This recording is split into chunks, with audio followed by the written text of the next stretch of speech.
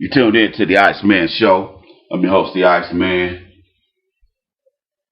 Trying to gather my faculties on this Black Friday morning situation. Had a real good Thanksgiving. Did something different. Instead of doing some turkey, I decided to do something different. Did some double dredged chicken fried steak. Shit came out perfect, man. God damn. Had to go back to my mom's old breading method. How my mom used to do pork chops, fried chicken, and all that other stuff. She used to use a paper bag with the flour in it, or the cornmeal in there. Actually, supposed to put a little cornmeal in the flour to give it a different texture. Some of the soul food restaurants do that with their chicken. Anyway, had a real good Thanksgiving, man. Got a chance to watch a little football, lay on the couch all day. Shit, man. Talked to a few people, a few family members, and did what hard-working black folks usually do on a holiday. So I'm thinking about going out of town today for the weekend. Thinking about going up north here and checking out some sexies, see what's popping off. But I haven't made up my mind. I booked my hotel, but I haven't made my mind up yet, though. Anyway, I've been seeing a lot of stuff being posted online about black people, and it's a lot of hating going on right now, especially as it relates to black men. And brothers, I'm gonna say this. I know some sisters and some brothers gonna have a problem with me saying this, but I'm gonna say it anyway. A lot of black folks are mad that black men have a platform to discuss a lot of the geopolitical and socio-political stuff that's going on out here on these streets. And a lot of brothers are speaking out. A lot of lay brothers, a lot of laymen, a lot of, regular common brothers are speaking up. A lot of the thugs are speaking up. Some of the, even some brothers and some entertainers and athletes are starting to speak up. And that's a good thing, because white supremacy is exposed right now. It's exposed, but it ain't on trial yet. Now, there's a difference. There's a difference between something being exposed and something being on trial. White supremacy, again, is exposed, but it is not on trial. Because if it was on trial, then we would be attacking white supremacy, and we still ain't gotten there yet. And exposing it is not good enough, because we know it's always been there, but people just wanted to play like the elephant wasn't in the room. And that's how we've always behaved in this country. Now all of a sudden, because some old has-been white actresses in Hollywood are complaining about 2 or 3 movie executives grabbing their ass and their titties, now, all of a sudden white supremacy is exposed. You see, you have to be careful when you see these movements out here. And believe it or not, this so-called Me Too movement was a brainchild of some ugly ass black woman, some old ugly ass black woman feminist. And you always have to be careful when you see these black women out here getting exposure and shine from the white media. You gotta pay attention to that. So what we're seeing today, people, is white supremacy. You have to understand something. Sexual deviancy is. I've been talking about this shit for 6 years. Sexual deviancy is a huge problem in white society. And normally this stuff gets swept under the rug because white people do not like to have their dirty laundry in plain view. I've been telling y'all this for the past 6 years. 7 years. Well, this show is 8 years old, but I've been talking about this stuff for about 5 or 6 years. And I can honestly tell you that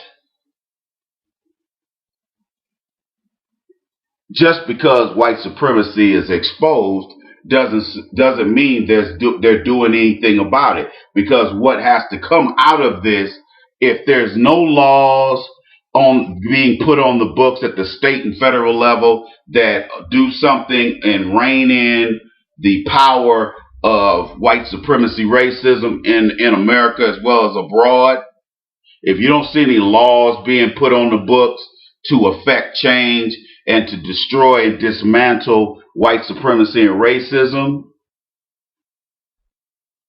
or policies being instituted in schools, new HR policies at these corporations, because you have to understand something, and they know this.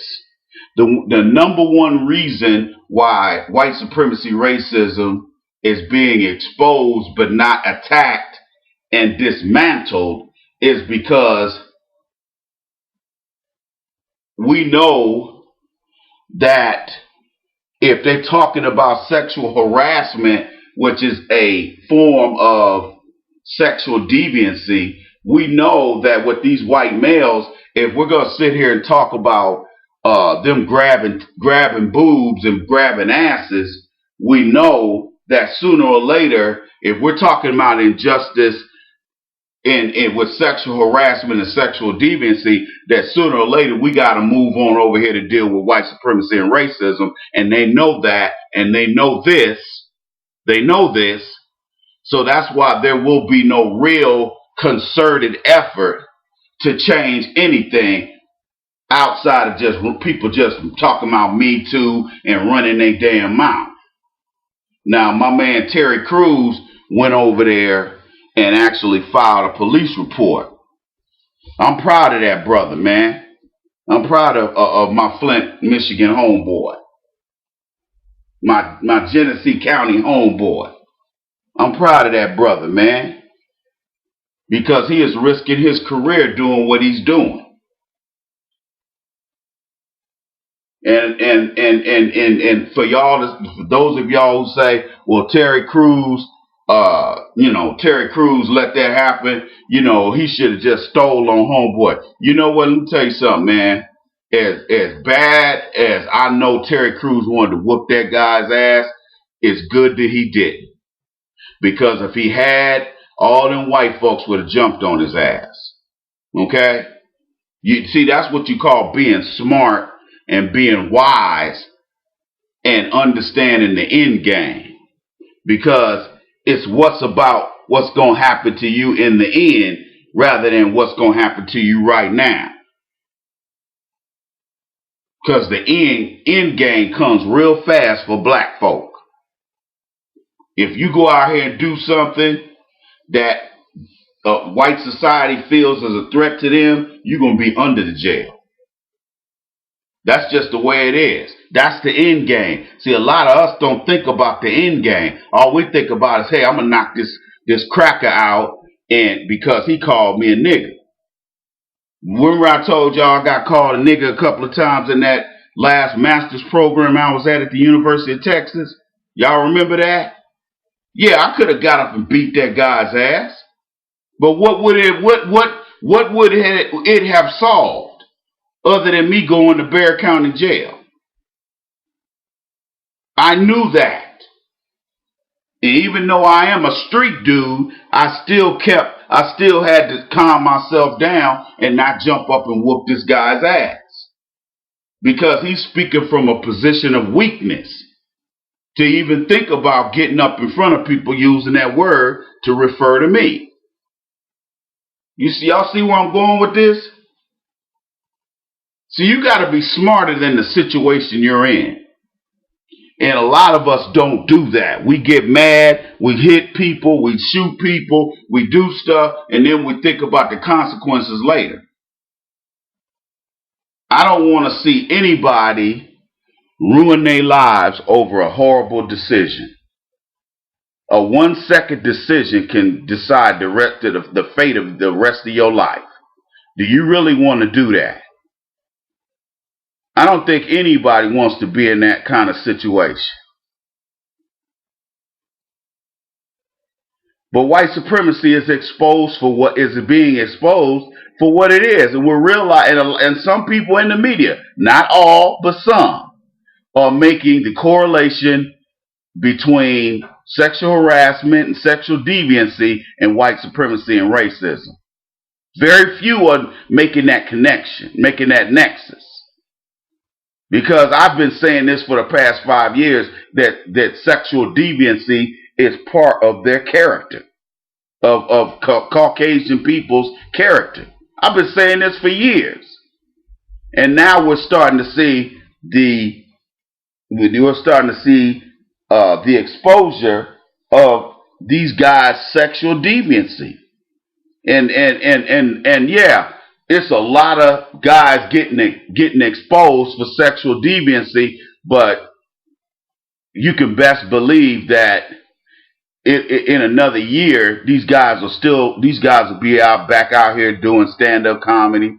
These guys will be back out here doing their TV shows and their movies, and nothing's going to happen. Nothing happened to Ben Affleck. He been out here raping women. He been out here grabbing crotches. You could tell Ben Affleck is a sexual deviant by some of his actions, but you see the media protects him. His brother, Casey Affleck, supposedly been raping women or did some stuff during that Manchester by the Sea movie that he won an Oscar for. He's been known to do some janky stuff. All of these white dudes that you see getting railed in the media, a year from now, they'll be back on top, and they'll be back doing the same thing they've been doing, because Hollywood was built on grabbing asses and grabbing crotches and titties. It's been built on that. Hollywood was built on sexual deviancy, Caucasian sexual deviancy, and a lot of and it's just like my man Sean James said, one of my subscribers to the Iceman show. He said it perfectly, and I paraphrase. He said straight up, Ice, the number one reason why not Meryl Streep, but the chick that did Titanic, the little British chick, the little funny looking British chick that need a gallon of makeup to look good. Whatever her name is, she won an Oscar for one of them Miramax or the Weinstein Company movies. All of these women are, you know what, he said the number one reason why these women are complaining, and you notice all of them, like Rose McGowan, who's trying to put her old ass in a movie? Huh? Rose McGowan been old for the last 10 years. I think she's only in her late 30s, and the broad look 50. I mean, she's sexy as hell. I'll give her that. She's sexy as hell. She ain't that cute, but she's sexy as hell. She ain't nothing but a little freak. I know Rose McGowan is a freak. Let me tell you something. My man, let me finish that thought. My man straight up said, he said, hey Ice, the main reason why a lot of these women are complaining about, especially about Harvey Weinstein, is because he probably told them, these women ain't worked in a minute. So he probably was like, hey, you're too old. You know that stuff that goes on that show that used to be on HBO that that Mark Wahlberg was the executive producer on Entourage. I used to watch Entourage sometime. I think it was a weak ass show, but I used to watch it. I used to watch it, and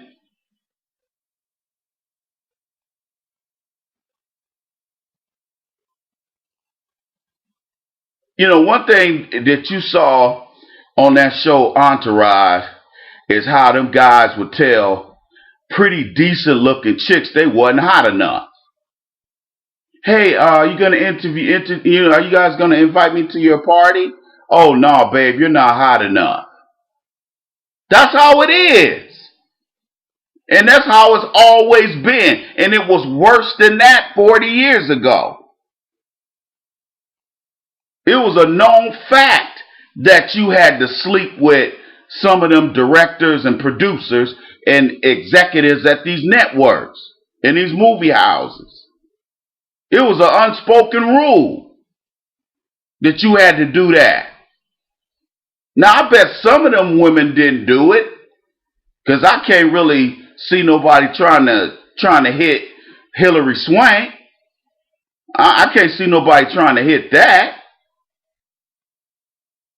and then bragging about it. But I used to do extra work in movies and TV. I don't talk about it a lot because I didn't do a lot. But I can tell you from what I saw with my own two eyes, all I can say, this is back in the 80s, all I can say, brothers and sisters, is that there was a whole lot of hoeing going on. That's all I got to say. It was a lot of pimping and hoeing going on. Okay? Those movie sets and them television sets, y'all think let me tell you something. If you watch some of these shows on Showtime and HBO about how you like shows like, I don't know, they used to have a show called on TV on Showtime called Californication. Real good show with David Duchovny, the guy that used to be on the X-Files, or he's on the X-Files. I think they just re-ramped that show up again. Why, I don't know. I hated that X-Files shit. I never watched that dumb shit. Anyway,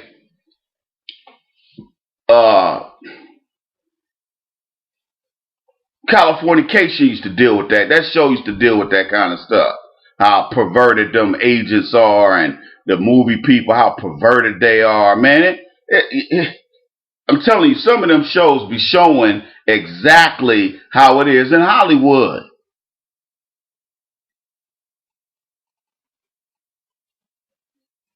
I'm telling you. I'm telling you, that's what they used to do.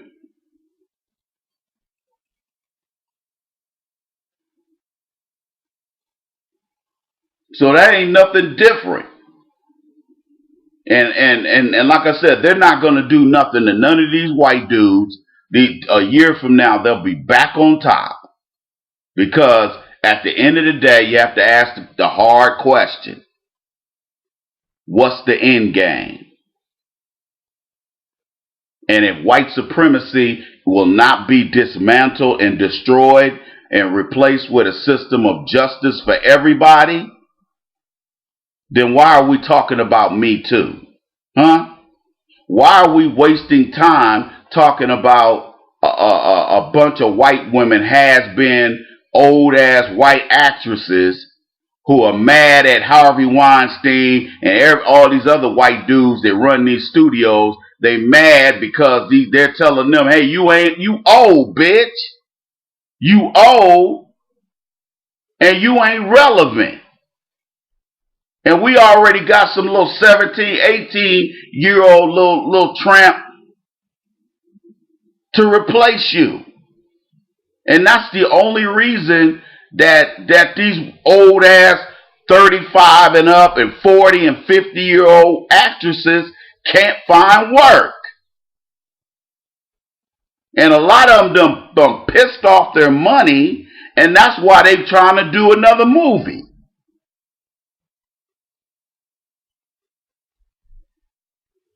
Meryl Streep is what, 60-something years old? She in her early 60s. Meryl Streep is still working. She might not do movies every year, but she's still doing movies. They might be dumb as hell.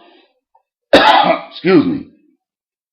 But Meryl Streep is still doing a movie every couple of years. And she in her 60s. The really good white actresses, I mean, I'm talking about top shelf, just classically trained, brilliant. They're still getting work. They're still getting work. It's the ones like Rose McGowan who was sexy and cute back in the day and had a nice little body. Those chicks couldn't act. Rose McGowan can't act. She can't act her way out of a holy pair of drawers. That's a thong.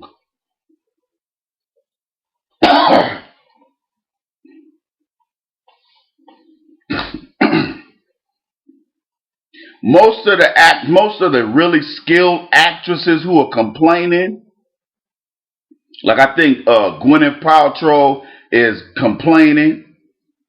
Gwyneth Paltrow ain't been in a movie in a long time.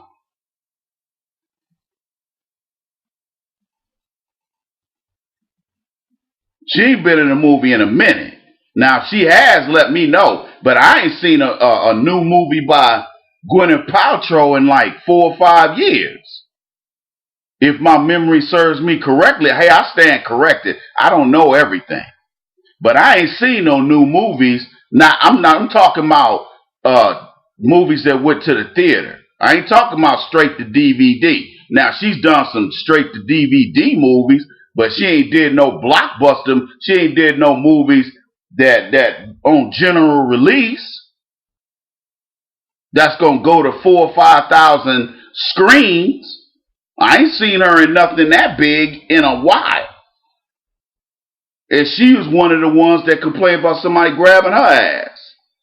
Now Gwyneth Paltrow is kind of cute. At least she was, 6, 7, 8 years ago. But she ain't.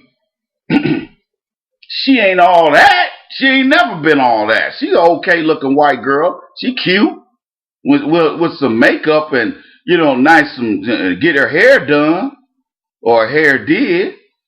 She look all right, but she ain't no stunner.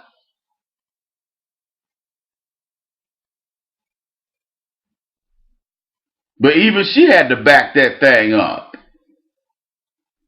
So what are we really talking here, man? You notice ain't none of these white women said anything. None of these accusers have said anything. Not one word about the end game, which is what are we going to do about white supremacy and racism? None of these white women have said anything about that, about possibly shutting down the system of white supremacy and racism. To hell with all the complaining and talking about me too. Who gives a damn about you too? Who cares? And I bring all this up to my point in the topic of this lecture, which is black women. Does black women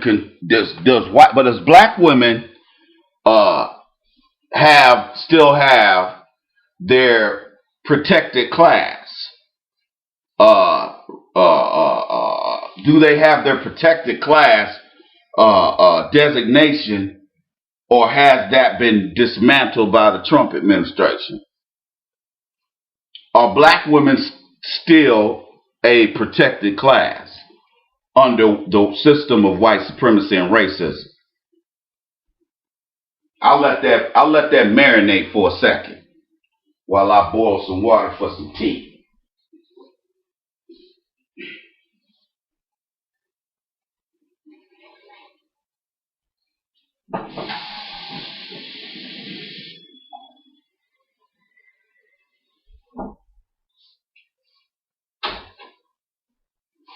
So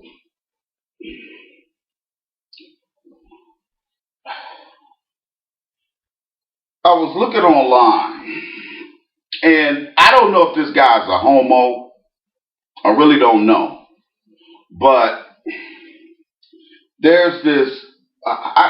There's been several articles posted online by these freelance, so-called freelance journalists. I really don't call them journalists because all they do is hit pieces. Hit pieces aren't journalism. That's not objectivity. That's subjectivity.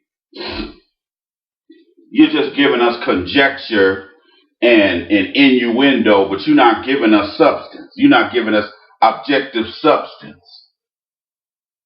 That's not what you get when you read gossip columns and look at people's vlogs and blogs and all that old fake ass crap. People, lame ass people that sit around reading these old boring ass chicks blogs talking crazy.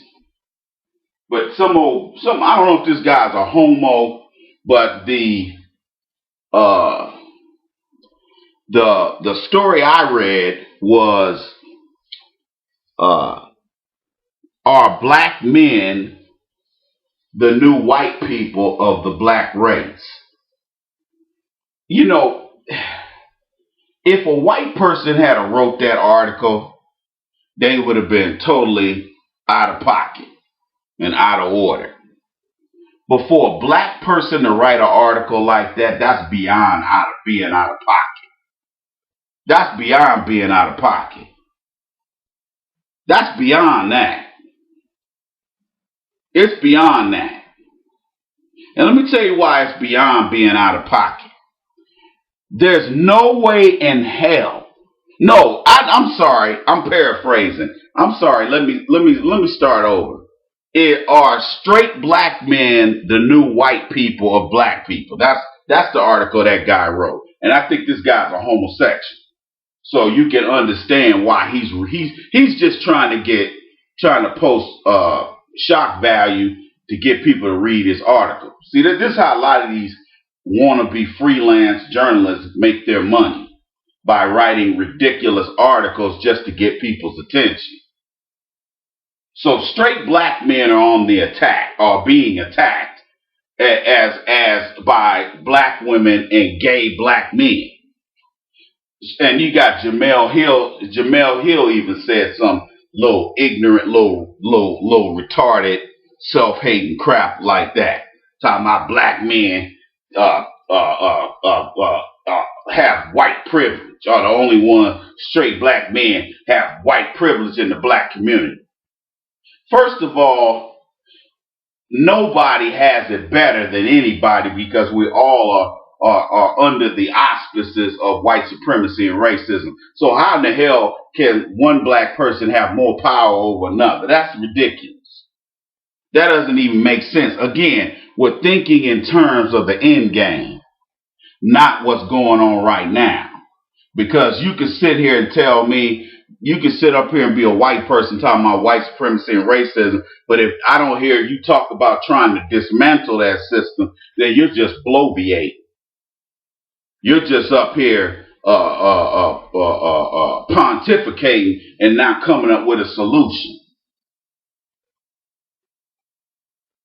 which is what a lot of these blowhards and talking heads do on these television programs, on these so-called news magazine shows.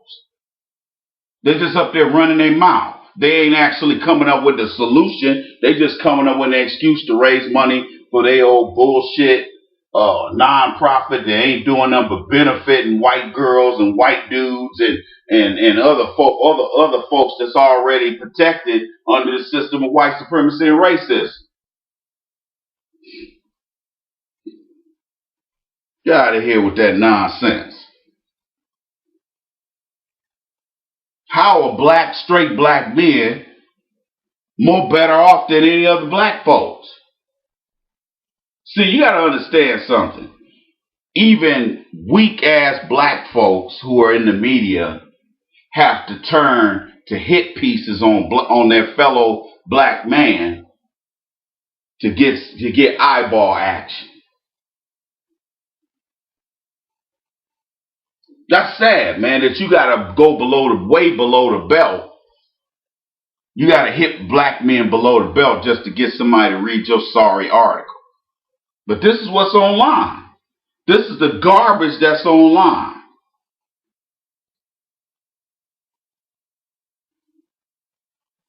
Are black women a protected class under white supremacy and racism? Yes and no. Yes, they have been, because they have used the white supremacist, racist apparatus, government apparatus, to enrich themselves in child support,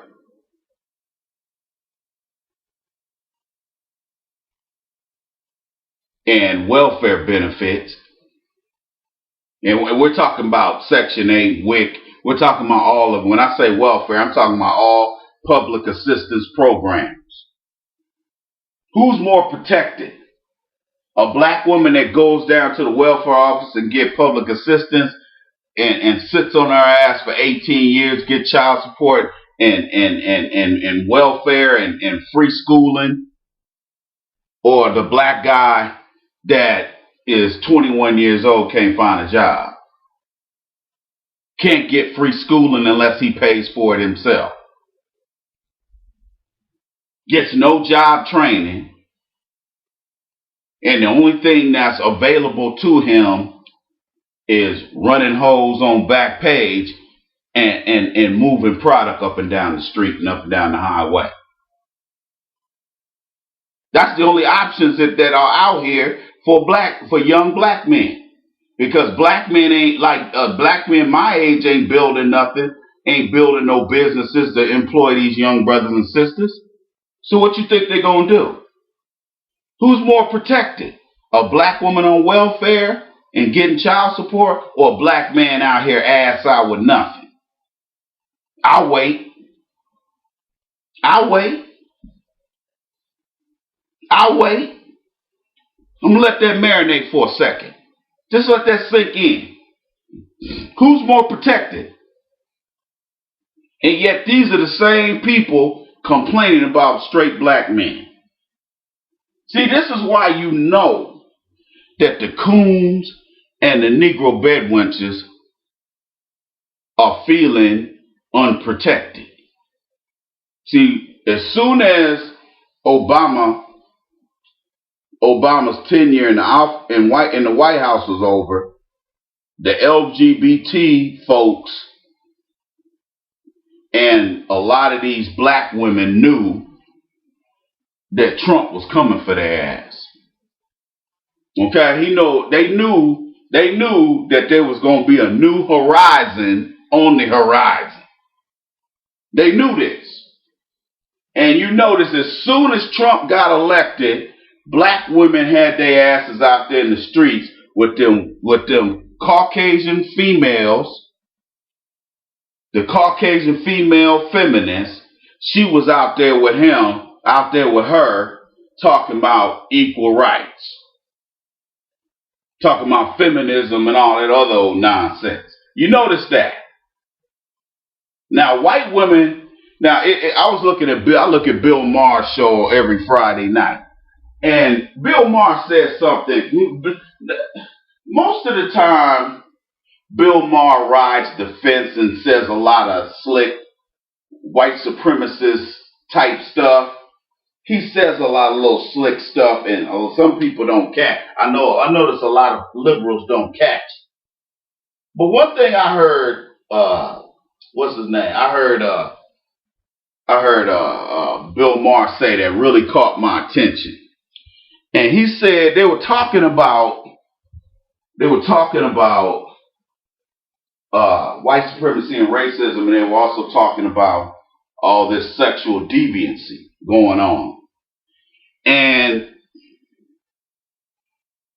Bill Maher said something that really made sense. and I'm telling you right now, the longer his show is on the air, he makes less and less sense. He said that if, and I'm paraphrasing what he said. He said if sexual deviancy and white supremacy is a problem,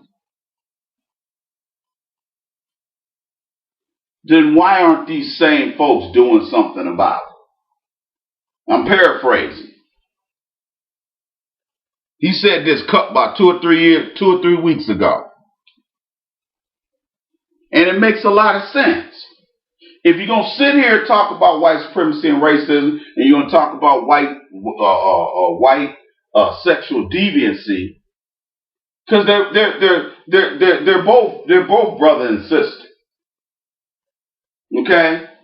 They belong to the same family under the system of white supremacy and racism. You can't talk about sexual deviancy with these white executives in all these industries. You can't sit here and talk about Me Too, and then sit up here and talk about fascism, then sit up here and talk about white supremacy and racism, but then not put it all together and say we need to get rid of these systems. And nobody had a response. Nobody on his panel had a response. You know why they didn't have a response? It's because they're full of shit. And Bill Maher got pissed off last week. He said, look, there are people who won't even come on this show because they're scared they're going to lose their careers if they come on there and speak out against sexual deviancy with these white males as well as white supremacy and racism. They know they're going to lose their careers. So they're too chicken and too cowardly to come on his show and show their faces. Because at the end of the day, even the ones that show up on his show are not concerned with the end game. Because they're still the beneficiaries of a white supremacist racist system. They're still the beneficiaries. So they really don't want to dismantle white supremacy and racism. What they do is they want to sit up there and bitch and moan and complain, but continue to keep the system that they benefit from in place.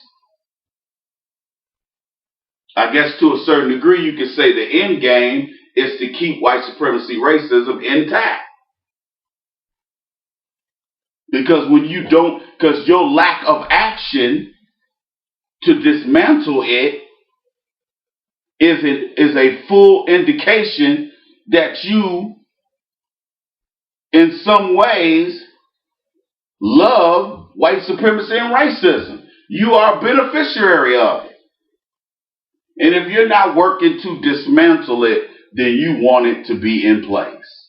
And you can talk all that smack about, oh, I'm a white person and I don't like, white supremacy and racism and all this kind of stuff. Come on, man. You can sit there and talk that mess all you want. But if you ain't doing anything about it, you're just talking. Because you have to understand a lot of these white actresses, a lot of them got nonprofits. A lot of them are involved in nonprofits. So they're just trying to get some money. At the end of the day, the end result, the end game is for them to get some money some other kind of way, to hustle white American society to get money some other kind of way, and to leave white supremacy and racism intact so that they can continue to benefit from it. And to hell with you, because you're truly the target. You're the direct and indirect target of white supremacy and racism. So you shouldn't even be out there on the street picking in movie studios and television channels, talking about down with sexual harassment. What you out there for? They ain't harassing you. And because I tell you right now,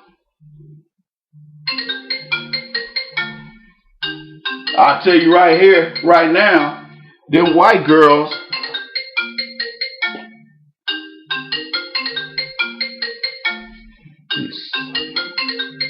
I'm gonna let that go to voicemail. They gonna, let me tell you something. Sorry about that, players.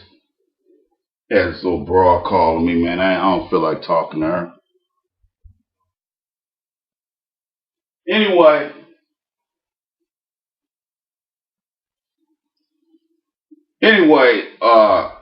lost my train of thought here. Anyway,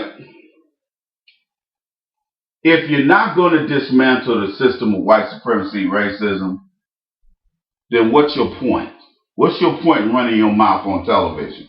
What is your point standing out there picketing Harvey Weinstein's house and his office and all that kind of stuff? What's the use? What's the use in doing that?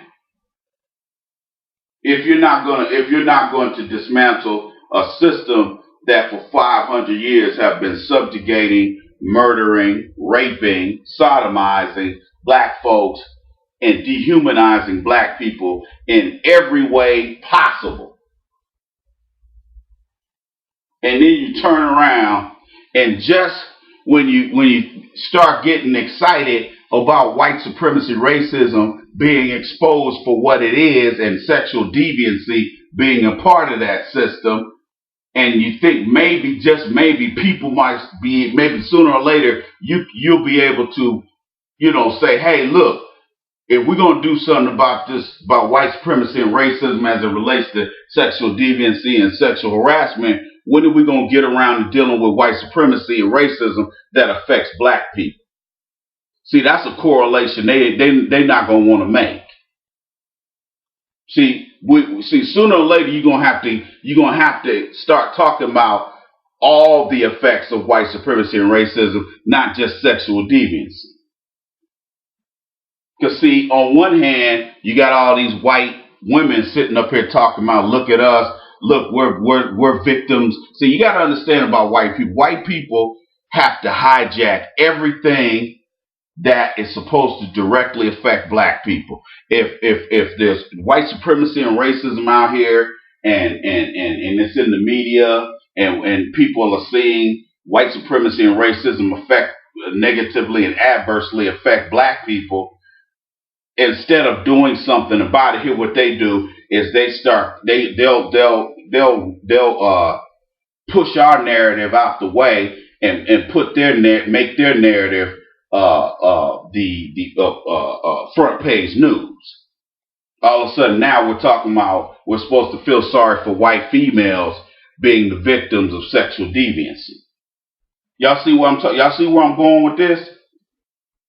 Every time the narrative is about us, they change the narrative and throw something else out there as a distraction. Y'all see what I'm talking about? So now, instead of talking about black men and women and children being adversely affected by white supremacy and racism, we're talking about and feeling sorry for white women.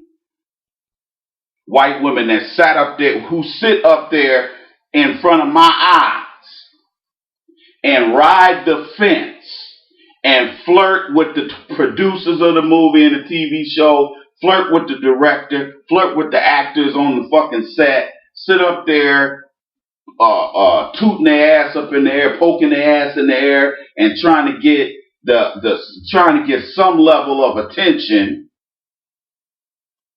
so they can become an actress in Hollywood, knowing damn good well they can't act their way out of a holy pair of drawers, a thong.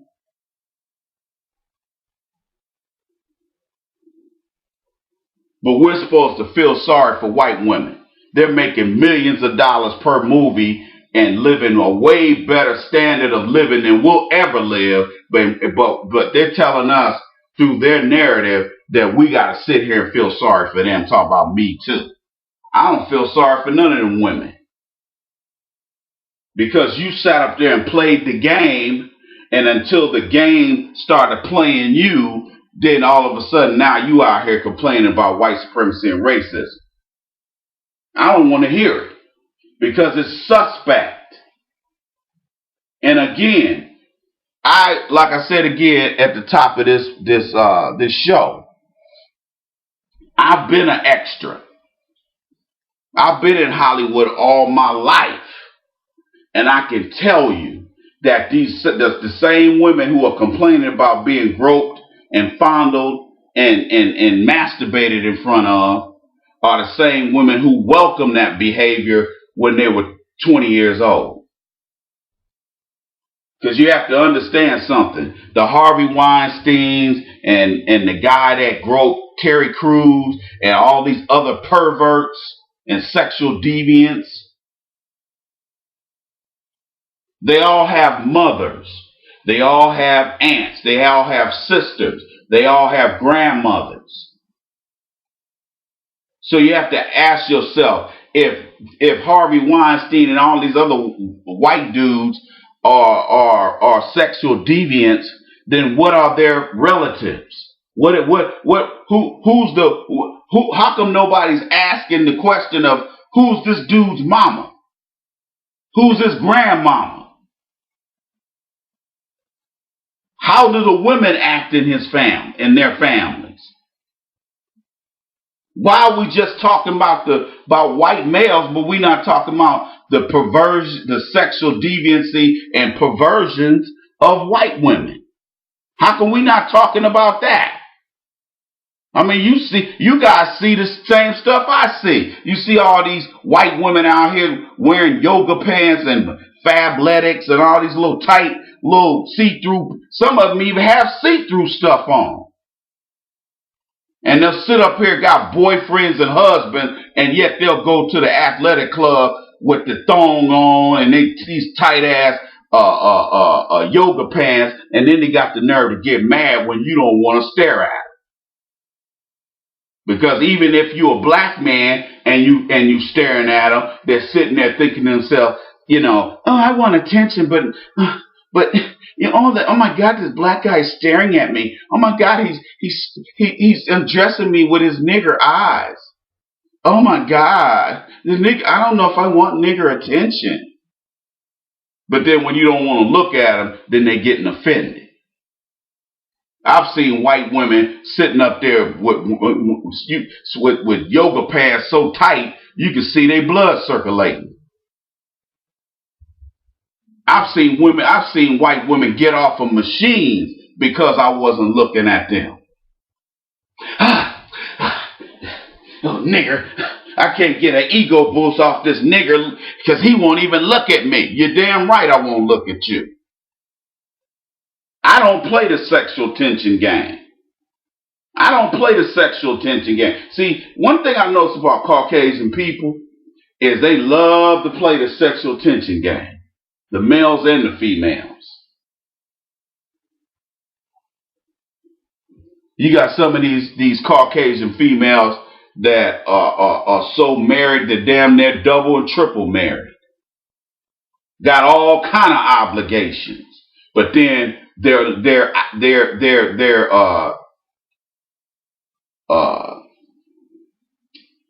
release is to go out in public and dick tease. That's one thing I notice about white women, especially white women of today. They love to dick tease. They love to go out here with their ass hanging out. There's this white couple that just moved in about 2 or 3 months ago over at this sorry ass apartment complex where I'm at right now. And this chick, I was out there doing something to my truck, and this dude, they probably in their mid-20s. This dude's woman gonna come out the apartment with some little short ass shorts on with her ass hanging all out. And then, man, she was a decent, she all right, she okay, she about a 5. She ain't no stunner. And she walked past me and I turned my nose up at her ass. I turned my nose up at her ass and turned my back to her. And when I looked out the corner of my eye, I noticed, she kind of looking at me, kind of looking salty. Like, oh, he act like he don't like pale females. Nah, it ain't no big deal for no Caucasian female to be interested in me. That ain't no big deal. I could care less. I done boned more white girls than I've boned any other women. And I can tell you right now, it's no big deal. But some of these white females tend to think that every black man want them. And that ain't true. Because I'm not one of them brothers. I might go up in white girls, but I ain't gonna break my neck to do it. And if they want to, ease on down the road like the Tin Man, I ain't chasing after him. You'd be hard pressed to find a white girl that I done chased down the street. But the question is, are black women still a protected class like they were under Clinton, Bush, Obama, and now Trump? Are black women a protected class? Again, my answer is yes and no. Yes, they were. Keyword, were a protected class under the last administration and administrations prior. However, black women see the writing on the wall. Can you dig it? Oh, black women are feeling the crunch already because unbeknownst to a lot of Americans, Trump is cutting welfare. And the first measure that they put in place was to start denying welfare to these illegal aliens. I've seen several articles online with them talking about that. And that a lot of illegal aliens are starting to run around the different states trying to find a state who's going to accommodate their welfare needs. They're cutting they're cutting Medicaid. That's something you probably have heard about. They've been cutting Medicaid. So a lot of states with a lot of poor people are starting to end up ass out. I see it in Texas. A lot of them Mexicans are starting to, there's starting to be some problems. Because the free lunch is over. The free lunch is over for women of color who want to sit on their ass and raise kids by way of welfare. That ship has passed. That ship has sailed. That ship has sailed. And these people know it. And this tax plan that they're trying to pass is the nail in the coffin. If you're black and you make less than $50,000, $60,000, $70,000 a year, you getting ready to get 10 inches, 12 inches of penis in your behind with no Vaseline. That's going to be the nail in the coffin. They're going after these illegal aliens, getting on welfare. You got illegal aliens running out the state of California. Why? Because it's expensive as hell.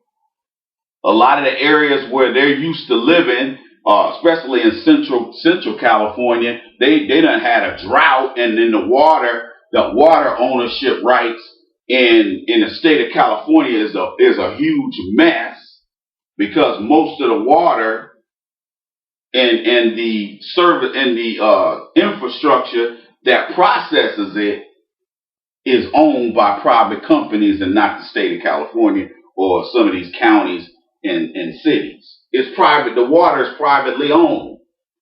So you got towns around in Central California going up to the Bay Area that don't have no water all year round. Because, every few years California gets a drought. And instead of conserving, they waste. But it's being wasted even more because it's privately owned. I'm not even going to get into that. There was a documentary done about this on Nat Geo about 6-7 months ago that I looked at. It's about 2 hours long, talking about water rights, water ownership rights, and how the end user and end consumer is getting screwed. Got people ain't got no water coming out their faucets. They got to go get bottled water, and they got to pay for it themselves. Can you imagine sitting up here having to take a bath, pouring water out of a little ass bottle of water, container of water, just to wash your tail? And these people put up with that. What else they gonna do? Who you gonna sue? You ain't got no money. Ain't no lawyer gonna take your case pro bono. So yes, black women were a protected class. They are no longer a protected class. Now, obviously, the black women who have jobs and have careers are not really the ones that are complaining, because they're not under the auspices of Medicaid and welfare. But the ones who are the ones who are out here complaining. So you're going to see more HUD properties getting sold to private owners. They're already doing that. A lot of these projects around the country, especially the ones that are on the East Coast, they're being closed. They're closing them. I had somebody in Chicago that live in Chicago tell me they're closing projects in Chicago, and they're tearing them down and they're redoing them and opening up multi-million-dollar condos where projects have been since the late 1950s.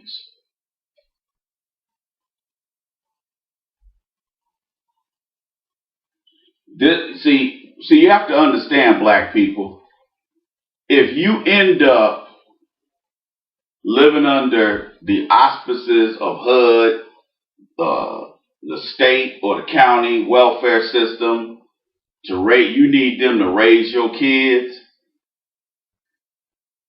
you are now going to end up having no place to go to get your daily bread and to put a roof over your head.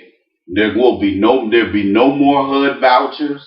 There's not going to be any of that. That stuff is going to get cut dramatically the longer Trump is in office. Because let me explain something to you. They're working on impeaching Trump. But just like they did with Richard Nixon, they're going to take their time. Ain't no big deal. Because you notice by the time Nixon, that's my era.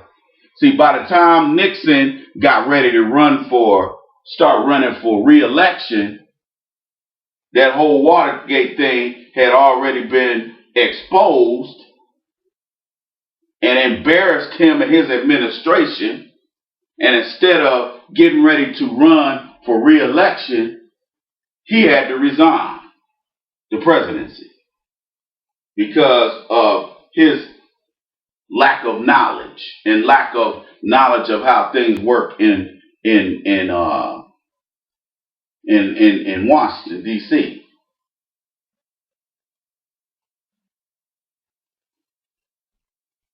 Y'all better hear me. So they doing the same thing to Trump. And now people are starting to lawyer up. I read something today where Flynn General Flynn, he lawyered up this past week because the gauntlet is coming down and heads will roll. And obviously, Trump, when you're the sitting president, you ain't going to just get on national television and admit wrongdoing. You're going to let the chips fall where they may. And then you're going to deal with that situation. And I guarantee Trump won't finish. If Trump finishes his first 4 years in the White House,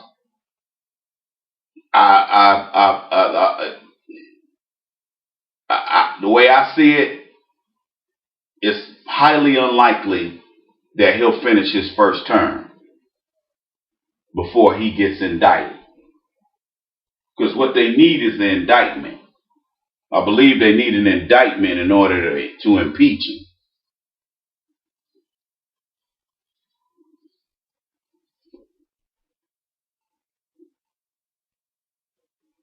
Because they were getting ready to put Nixon's ass on trial. And now you realize, especially back then, when China was just starting to gain power,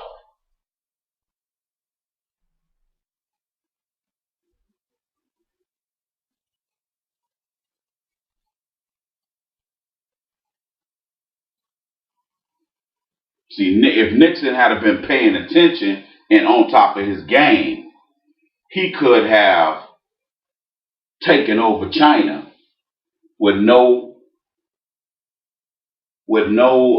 interference from Russia.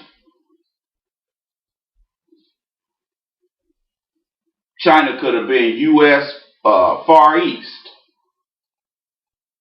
And Richard Nixon had the opportunity to do that. And he didn't seize the moment. That's why they call him one of the dumbest presidents ever. Because he trusted a whole bunch of other criminals. And they basically bungled the whole situation. And the embarrassment went all the way to the top.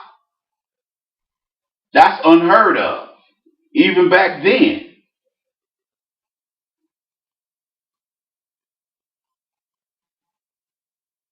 But the only reason why black women are complaining is because the system that protected them and helped them screw over black men, that system has now turned on them. That's why you see all these Negro bedwenches, black women trying to find some way, grasping at straws. What are they doing?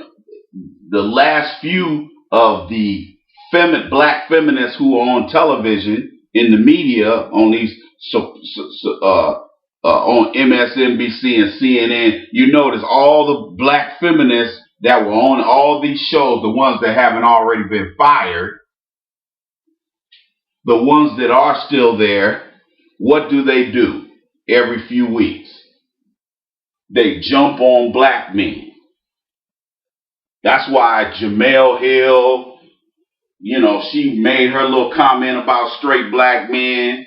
So you got to understand, straight black men like me and a lot of y'all, they hate us. See, even black women love gay black men because they know gay black men are pretty much neutrals from the BS. They're neutral. A gay black man is not a threat to black women. A straight black man is a threat to black women feminists. They're a threat to these black women feminists because these straight black men ain't going to stand there and let these women buffalo them. And they know that. They know a gay black man is his issues are way different than a straight black man.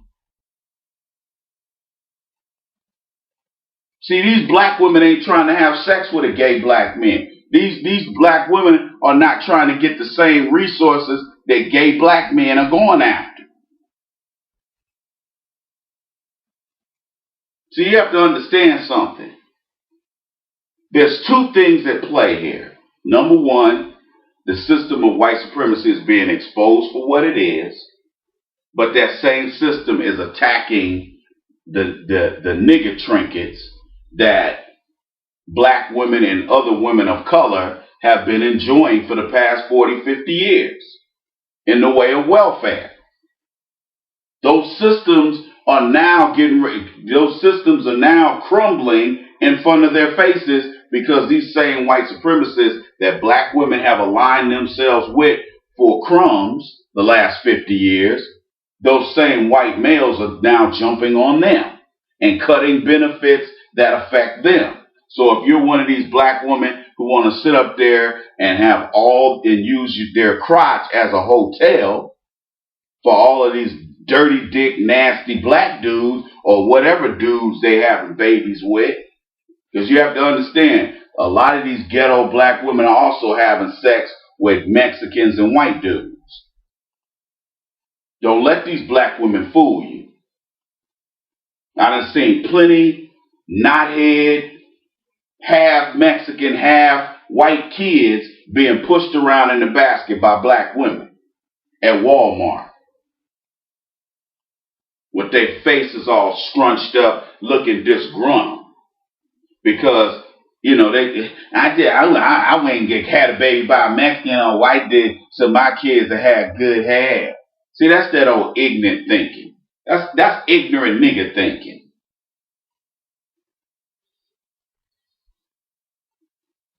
See, black women sit up here sit up here and whine about what these fallacies of all black men are with non-black women, and yet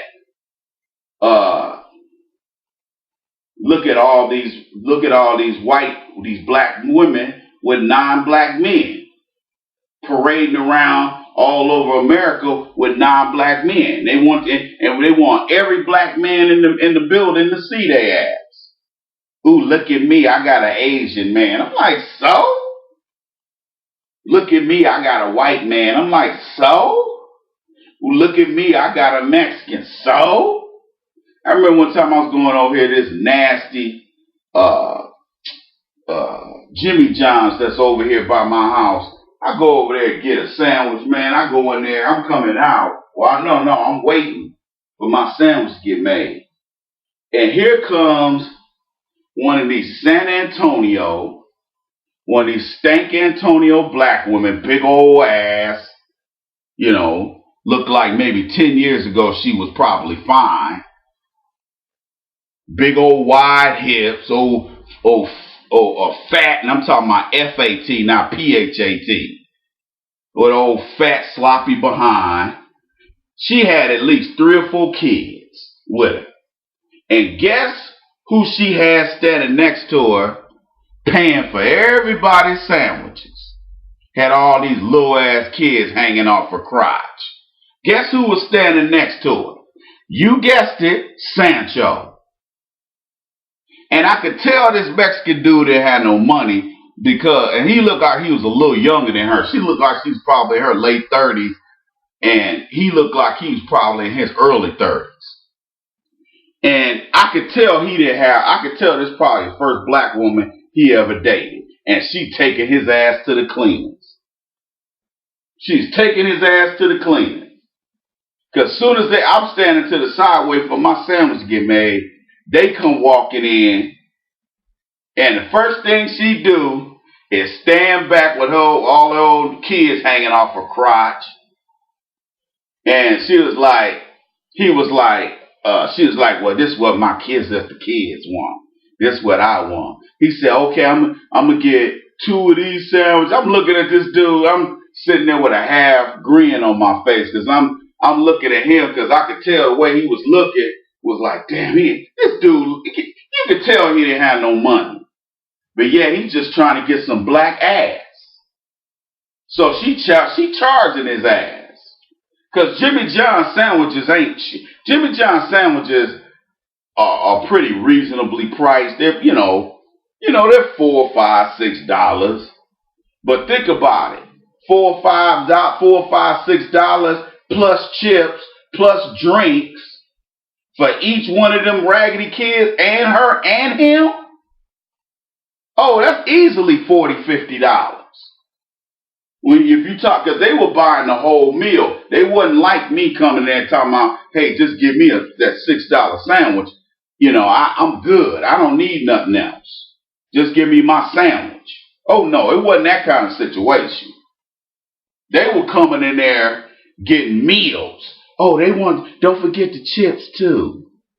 He like, okay, let me get all in, and then we're gonna get 3 Cokes, we're gonna get 3 Pepsi. I'm like, man, you a fool. And he just had that look on his face like he was just scared to death. Because he was treading in unknown waters. He was treading in mysterious waters. He didn't know what he was doing. And true to black woman form, she was tearing his wallet up just so he could get a sniff at that rotten crotch. Y'all see where I'm going with this? Because he want to be able to go back to Juan and Paco and them and brag about how he got some black vagina. Yeah, I got me some Mayata vagina, Holmes. Like that's something to brag about. But like I said from the outset, I said yes and no, black women are considered a protected class under the system of white supremacy and racism. Here's why I say they're no longer. Here's why I say no, and they're no longer beneficiaries of white supremacy and racism. The systems that they use to screw over black men, child support, playing keep away with the kids, and getting WIC, getting welfare, public assistance, and Section 8. All of that is free as long as you have at least one kid. And these women know this. I'm not saying white women ain't doing the same thing, people. This is not an argument of whose group women is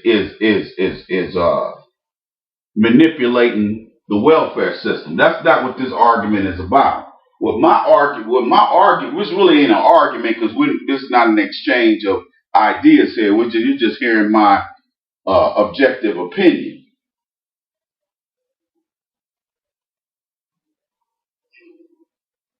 Black women are feeling the heat because the number one reason why black women are raising hell and trying to throw straight black men under the bus. You know why they're really doing it?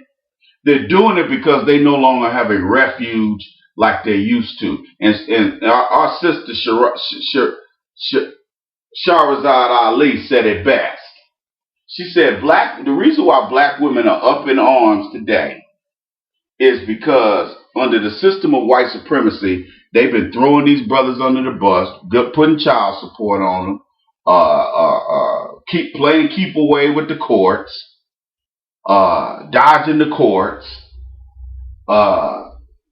getting jobs at these corporations and being hired over black men. Now all of that is about to come to an end. And according to our sister Shahrazad Ali, she and I'm paraphrasing her, she said it best. She said black women have no longer have a refuge. They know they can't run the black men. They can't run the black men because they done pissed too many of these black men off. They done pissed too many of these black men off, and these black men are like, hey sisters, y'all on your own. Matter of fact, y'all ain't sisters, because sisters don't treat their brothers the way black women treat black men. Let's just get that straight. See, black men have been enjoying and tolerating what I call a one-way street relationship. Black men put out while black women do nothing. And this has been the case for the past 50 years. And now, finally, we got a president in office who is addressing these feminists. Because again, these white feminists are feeling the crunch, but they ain't gonna never feel it the way black women gonna feel it, because Caucasian women are a protected class. They are direct beneficiaries of white supremacy and racism. That's why when I meet these white women who are in their 40s and up trying to act like they doing me a favor by dating black men, yet all their kids are white, ain't none of their kids mixed. So you know they're full of shit. But now in your 40s, after you done got wrinkled up and your breasts are sagging and you look sloppy as hell and you don't look attractive, now all of a sudden you want to date black men. And then want to get mad when black men like me are not impressed. I'm not impressed. But see, white women will always be a protected class. And black women are now realizing that the era of Barack Obama and all of his touchy-feely policies and all of this welfare, this welfare bonanza and child support bonanza that black women have been enjoying for the past 40, 50 years, all that's about to come to an end, because Trump straight up said, he said, ain't nobody gonna live the good life off this administration, namely women of color.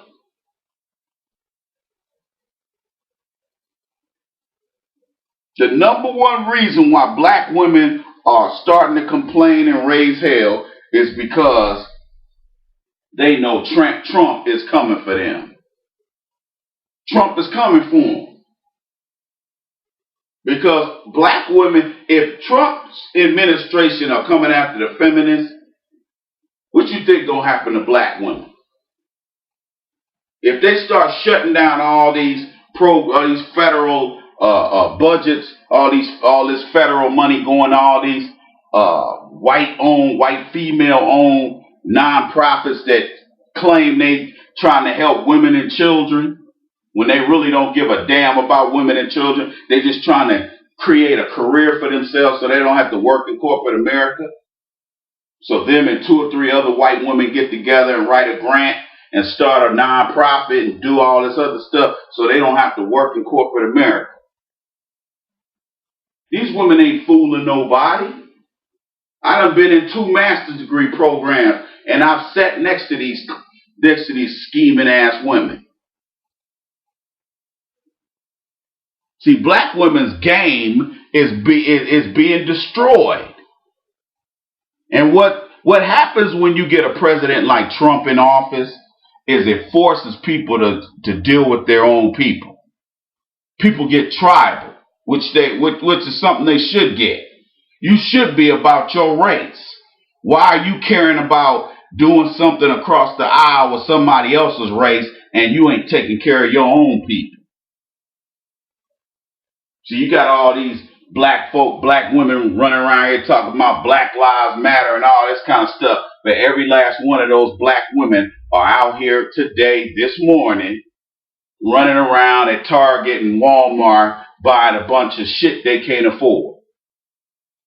Spending their retirement money and their IRA money and their children's inheritance money on raggedy ass Chinese made electronics, because that's mostly what people go out on Black Friday to buy. They go out and buy 2 things: electronics and toys. That's what they going out to buy. That's why Target and Walmart start stocking all them toys. That's for a reason. And while you're in there buying toys, 9 times out of 10, you probably gonna buy some paper towels and some toothpaste too. So what they gonna do? They gonna jack that up. They gonna jack the price of that up. How you gonna be sitting up here talking about down with racism and down with white supremacy and racism, but then you out there shopping on Black Friday, giving your money to the same people that's financing the killing and murdering of your men, women, and children. The police departments are only there to protect the property and the lives of the rich. And when we talk about property, we're talking about their retail outlets, where they sell their goods. Police, that's the only two entities they're out here to protect. They ain't here to protect me, and they ain't here to protect you. They protect rich people's lives and provide safety for them, and to also protect their assets, which are really quite vast if you look at it in in that light. So let's start. Let's just cut the crap. Let's cut the crap, man. Let's cut the crap. It's late in the day for the BS. You know it. You know it, and I know it. But you have to understand.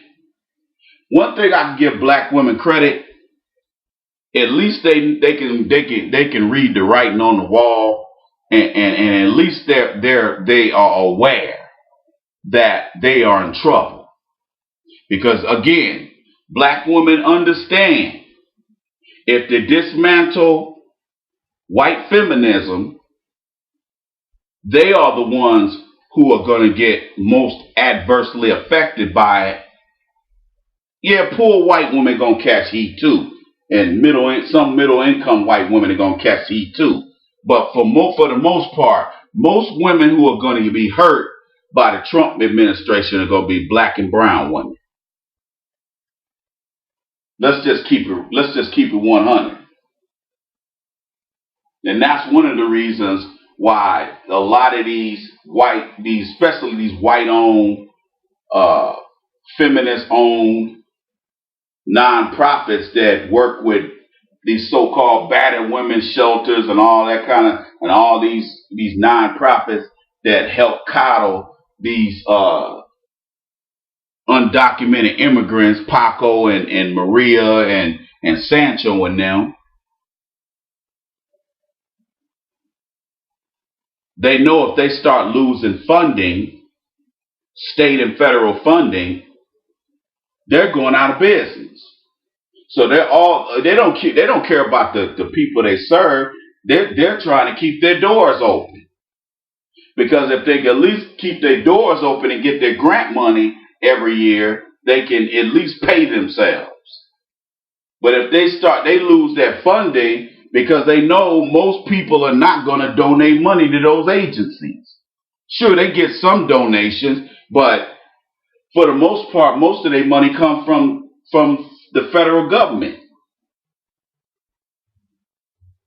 And a lot of these Hispanic women who college educated Hispanic and Caucasian women who work or who own these little nasty little agencies, they know they're going to be out of a career.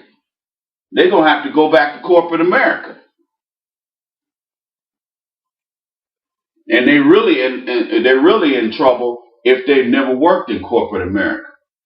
Because if all of their funding is getting cut, other agencies' money is getting cut, they can't just go close their agency down and go run to somebody else's organization. Because they ain't going to have the new company they run to ain't going to have no money. They're not going to hire nobody if they can't pay them. That's one thing about nonprofits. We're real serious about, hiring people that we can't take care of. Hiring people we don't, in a nonprofit setting, it's totally different than a for-profit company. It's way different, player. Because I've had people ask me for a job at my nonprofit. I'm like, dude, I can't afford you. I can't afford you. I just don't have the money. Because black people do not support my nonprofit. So I have to depend on corporations to donate money. I can't even get black people to be on a donation schedule every month like you do white folks. White folks will be like, hey, I give $50 a month to public broadcast to a public broadcast company that broadcasts NPR in their member stations. You got white people that donate money every month. I can't count on any of you to donate no money every month. Because in your mind, you think I'm taking the money and flying to Las Vegas and spending it on the crap table. Or you think I'm taking the money and spending it on hookers. You think I'm down there on the boulevard. You think I'm up here in New York at Hunters Point I'm over there, going over there, scoping the track out. Well, I'm spending your money on Backpage.com. Some of y'all are ridiculous. But white folks will donate money to NPR. You're like Bob and Gregory Robinson of San Antonio are going to continue to donate $500 a month to Texas Public Radio. That's how these guys stay open. Because of corporate government grants, corporate donations, but also donations from average lay people like you and me. That's how a lot of these white corporations stay open. And black ones like my nonprofit close. Why? Because I can't get black people to support anything. Now, if I said I was selling weed, you'd support me. If I said I was selling heroin, you would support me. If I told you I was selling crack, you would support me. But because I'm out here trying to help my own people, you don't like that because you've been taught to hate your own people.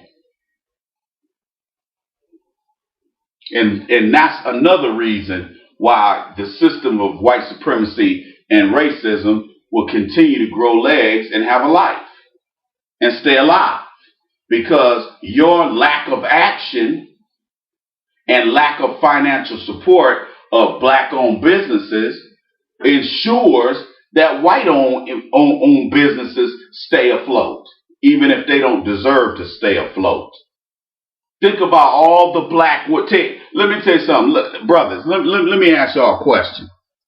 How many black women in your families have been up since 3 o'clock, 4 o'clock in the morning out here shopping on Black Friday? How many of the black females in your family got their sorry asses out here shopping? I'll wait.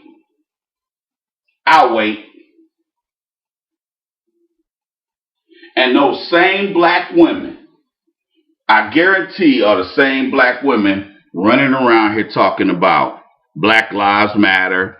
Oh, look at what Charlie is doing to us. But these are the same black women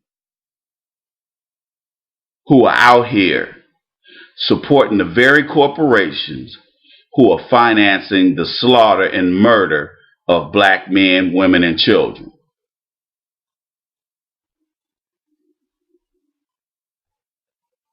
But your focus is on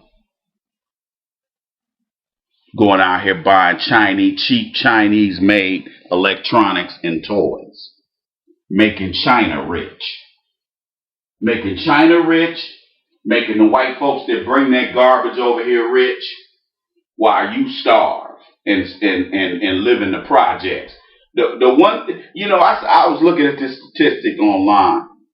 And they said the average Black Friday shopper who goes to mainly goes to Walmart and Target and some of these stores that are on that level, they say we know what the profile was. Usually uneducated women of color and Caucasian women, uneducated, and usually on public assistance. Can you believe that? They said these women are usually on public assistance, women of color mainly, but some Caucasian, and working poor and lower middle class. Because you have to understand something. Upper middle class and upper class people, let's just be honest. These people don't go out on Black Friday. These people are not stupid enough. That's what desperate people do. That's what desperate people do. And if you've ever been out on Black Friday, and like I have in the past, you see the stuff, the merchandise that these stores are stocking. Cheap. Dude, I've seen TVs getting sold on Black Friday that I have never heard the name of the company ever. Ever. Ever.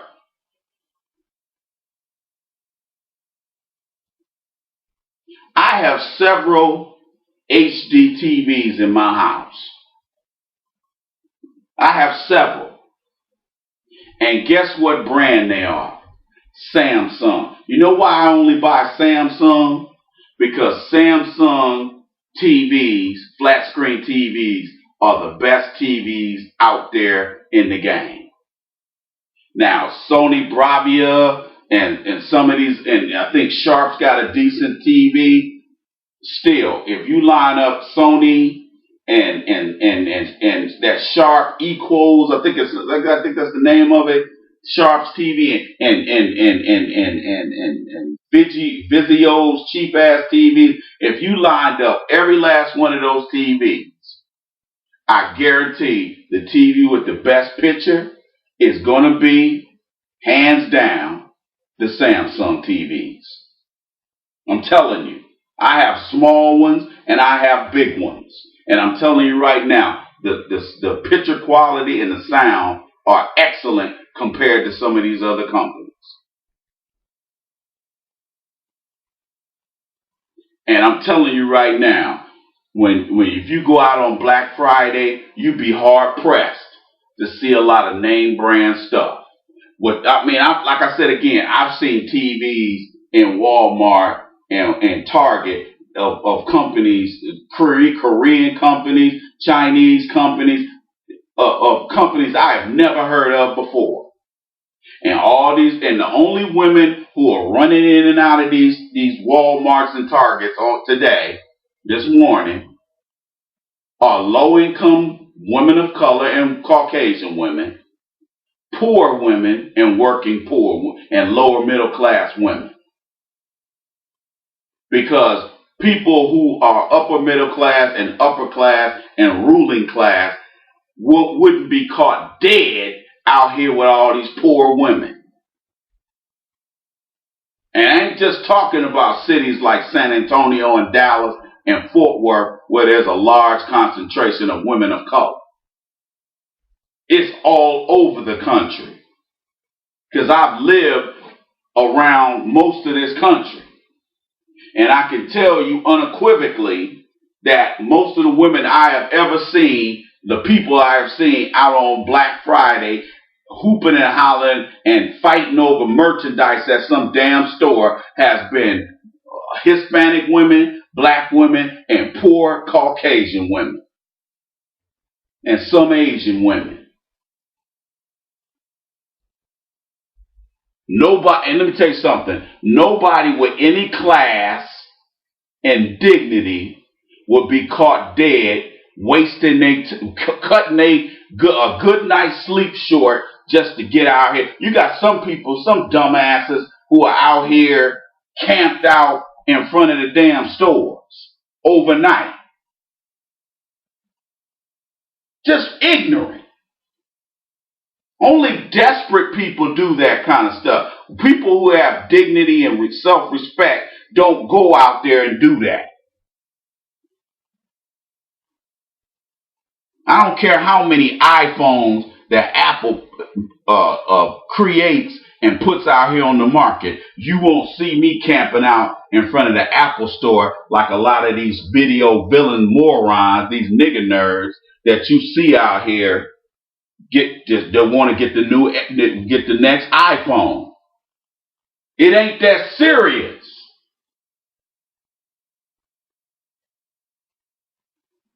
These people be sitting out there camped out in front of the Apple store, talking like and acting like they about to bust a nut on themselves over a damn phone or over some Air Jordans.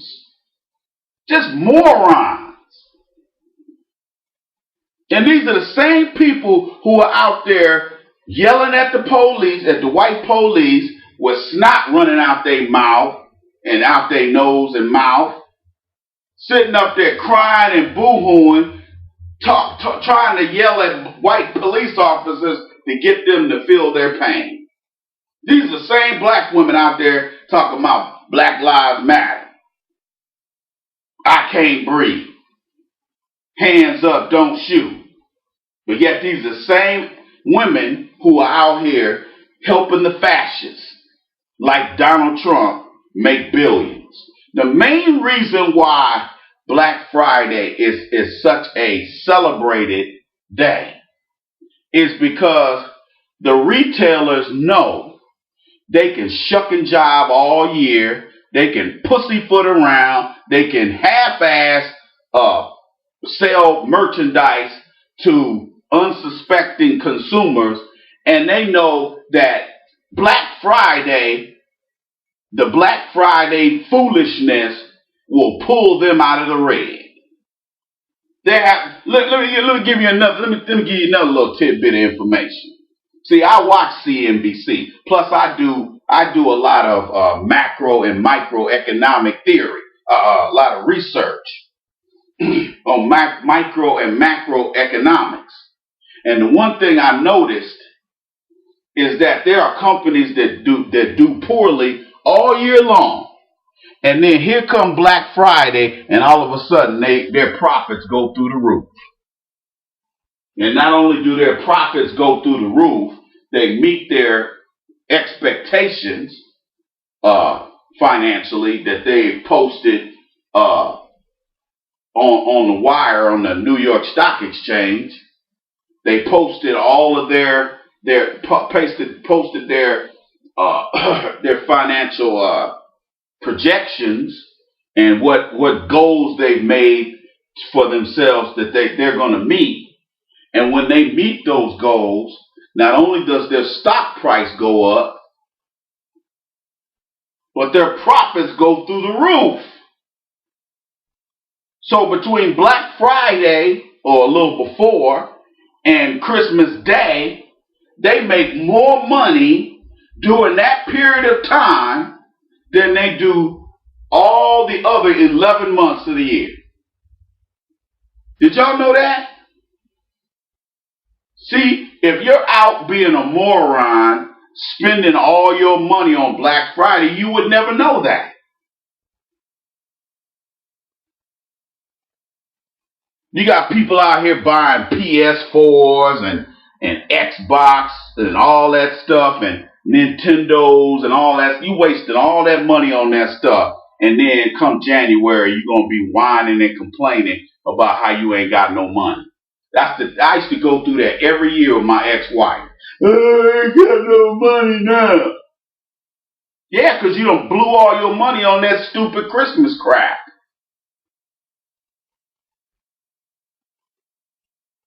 Yeah, what do these ghetto women do? What's the first thing these women do? They go to the payday loan place. Because that's exactly what my ex-wife used to do. Her sorry ass used to go to the payday loan place and then get behind. And be like, can you give me some money? I got to pay the payday loan place. I'm like, I'm not giving you shit. Straight up, I'm not giving you nothing. Then here we go with a tantrum. I ain't giving you no money to pay no loan shark. You better get the hell up out of here. I would have more respect for you borrowing money from the mafia than I would borrowing for some legal loan shark. He's like, you better get the fuck out of here with that bullshit. I ain't giving you shit.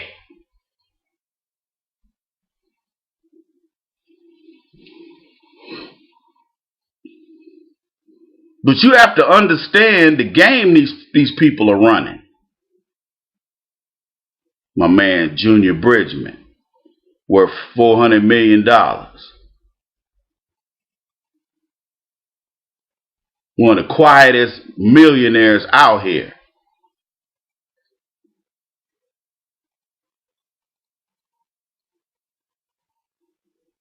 But y'all have to start paying attention, man. Y'all have to start paying attention. Because these people are famous for running game on us. But then you don't understand what the end game is.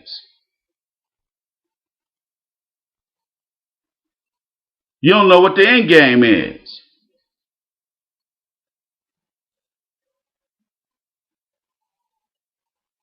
You have to ask yourself, what is the end game?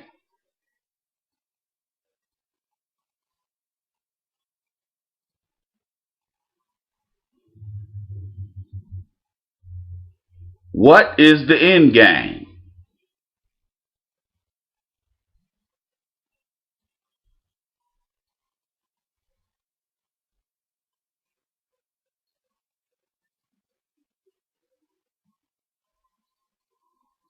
What is the end game? Because I guarantee the end game is different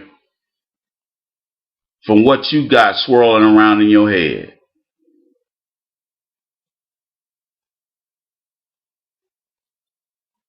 So as you can see, there is no loyalty from black women. There's no loyalty from black women. Black women have more loyalty to white daddy and white mommy than they have to us. And now that black women are seeing that the rug is being pulled off from under their feet, now they're not. You notice they're not just trying to pick up and run back to black men. You notice that? Oh, they're not running back because they know they're not welcome. Because all the brothers that I know got their arms folded. And I've never, ever, ever seen anybody get a hug from somebody that got their arms folded. Black men are not stupid, ladies. Black women. Let me just say this here. Let me say this again. Black men are not stupid. They know what's going on.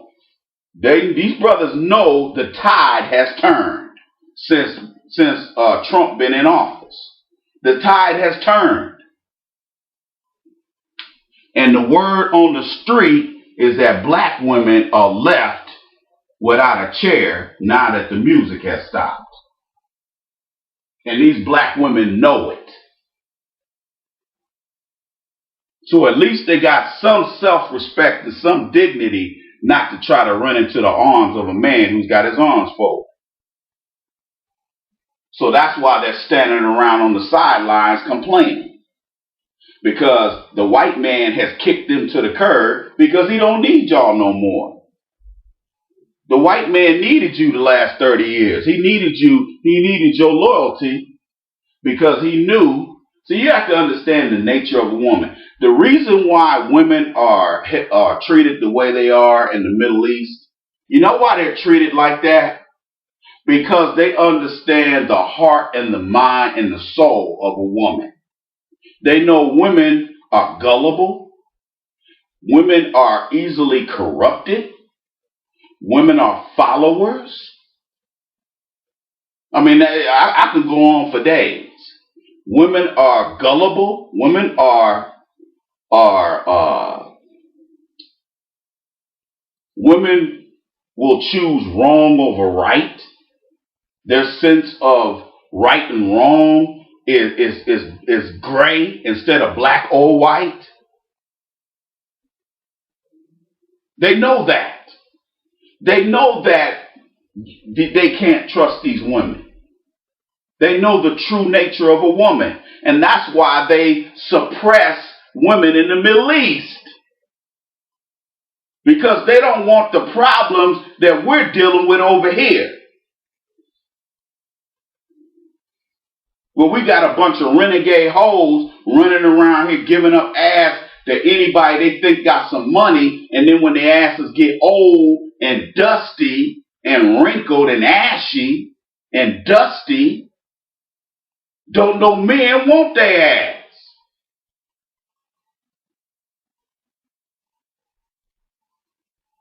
But these are the same women trying to play games. Let me tell you something. Let me explain something to y'all.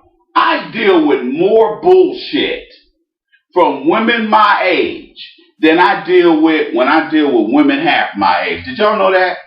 And you know why? Because I know when a young woman steps to me, I know all she's trying to do is get in my pocket. I know it. And she ain't trying to hide it. But then I get 50-year-old and 40 and 50-year-old women, especially Caucasian women, who run up in my face, who try to step to me with that bullshit. And then I have to say, get the fuck out of here with that bullshit. Because I don't care. I don't care about nobody half-ass offering me some pussy. I could care less. Because I don't see power in vagina. Unlike a lot of you guys.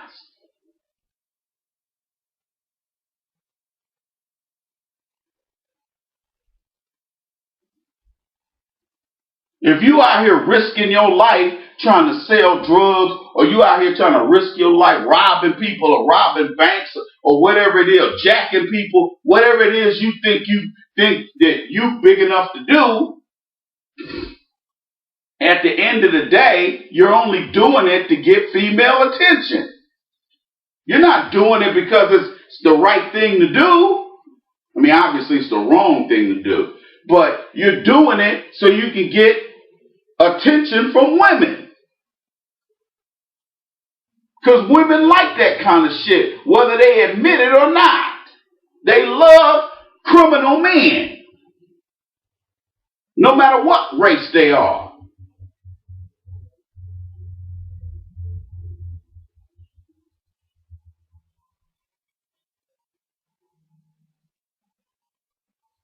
This is why I try to explain to black women, you better, let me just say this here to the black women that listen to my show.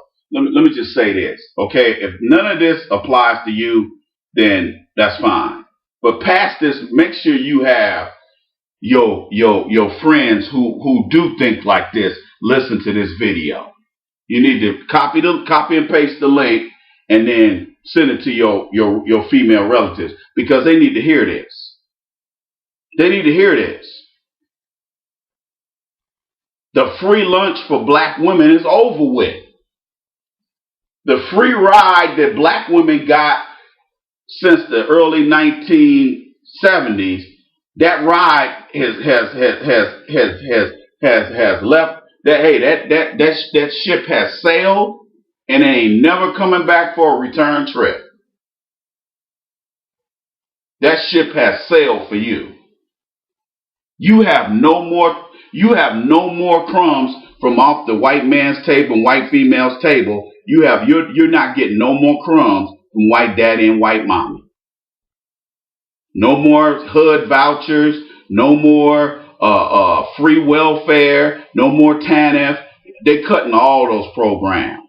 You're gonna have to pass a high standard in order to get those benefits, and you better be a U.S. citizen when Trump gets finished with y'all. Anybody out here who's vulnerable, You're poor, considered poor or impoverished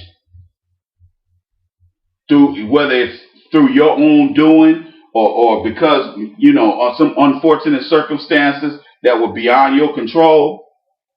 Trump's coming after you. He's coming after you. He's coming after you. And hey, I'm not trying to be mean. I'm not trying to be evil. I'm just giving you information. I'm just telling you the truth. That Trump is coming for you if you're poor, if you're working class, if you're lower middle class. Trump is coming for you.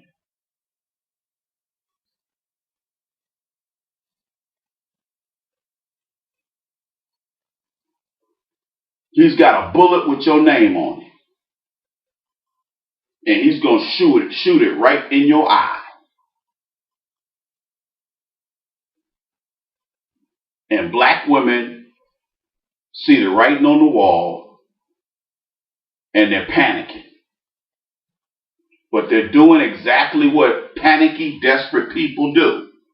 They attack the people they ought to be loyal to, or they ought to be siding with, or they ought to be joining forces with, like they did prior to the welfare era, which is my generation and some of y'all's generation, and the last two generations, Gen X's and millennials.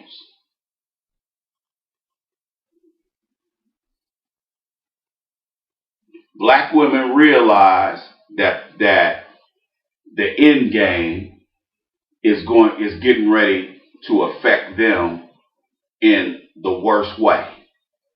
And the first time in over 40, nearly 50 years, black women cannot benefit from child support and welfare. We're living in the modern age. Almost everything is robotic. Almost everything is computerized.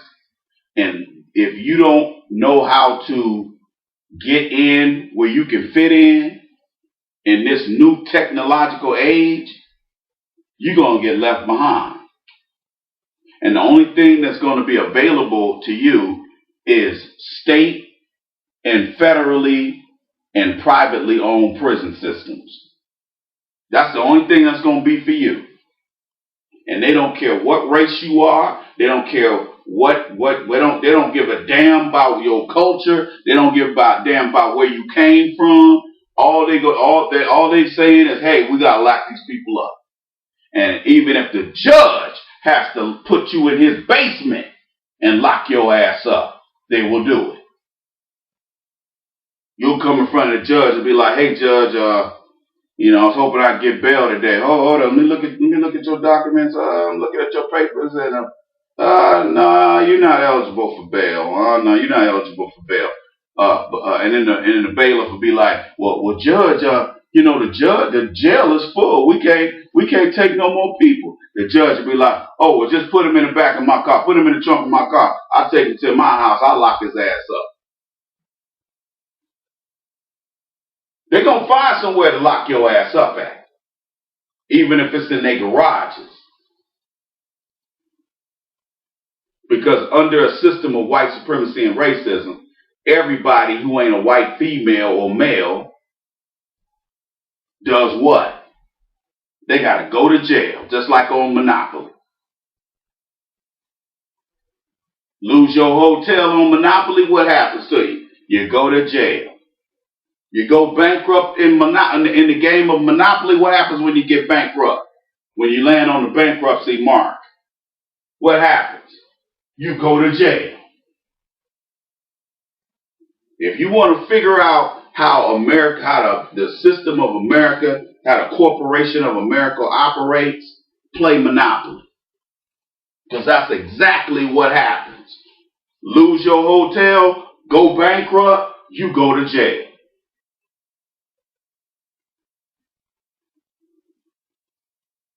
And black women understand that the end game is kicking black women out the system.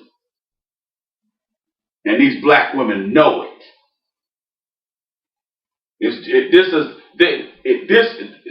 This economic time the economic times that we're in right now,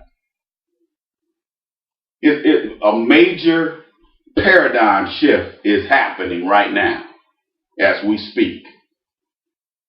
A major social paradigm shift is happening right now. And a lot of black men are not paying attention. A lot of black men are not paying attention. But guess who's paying attention? Black women. Black women are ahead of the curve. Not in a good way. Their awareness is there, but again, they have no end game. Because now that black women see the writing on the wall, and that the Trump administration is not going to coddle black women like the previous administrations before him, what's black women's end game? They have no end game. They have no end game, brothers. All these black women going to do, especially the ones who are independent, so-called independent journalists, all they're going to do is continue to write hit pieces on Tariq Nasheed. They're going to continue to write hit pieces on straight black men. They're going to continue to call black men names, hobosexual, and all this other stuff. I got to do a video on that hobosexual shit. Calling black men all kind of names, being totally disrespectful and disingenuous toward black men, and then wonder why black men ain't trying to help you. See, the reason why a lot of these women end up getting raped and murdered around this country, you know why? Do you know why a lot of women end up dead? You know why they end up dead? Because you ain't got no protection. You grew up with no father, and so all you want to do is hang around a bunch of old tired ass fucking females who come from the same background you come from. Broken homes, dysfunctional homes. And you find a kindred spirit. Next thing you know, all of you guys are having kids. Still ain't got no man in the house. Why? Because you didn't grow up with a man in the house. Whatever you grow up, whatever kind of family structure you grow up around, that's going to be the family structure that you're going to have when you grow up. That's the family structure you're going to have. So don't sit around. So don't be surprised at 40 years old, you're a single mom, never been married, or maybe you have been married. And yet no man wants to keep company with you long term because you're a bitch and a hoe.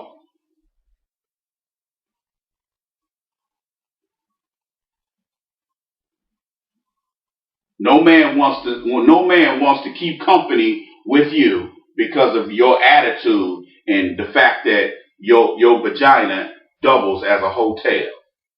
And you got many different occupants going in and out of your hotel. And this goes beyond race. This ain't just black women. This is all women. And so these women, sooner or later, they find a trick or a simp that they can talk shit to and control him with the vagina. And they mess around and get one of these killer simps. And they say or do something out of pocket. And what happens? What happens? This guy gets angry enough to kill this woman. Because maybe he's some type of deviant anyway.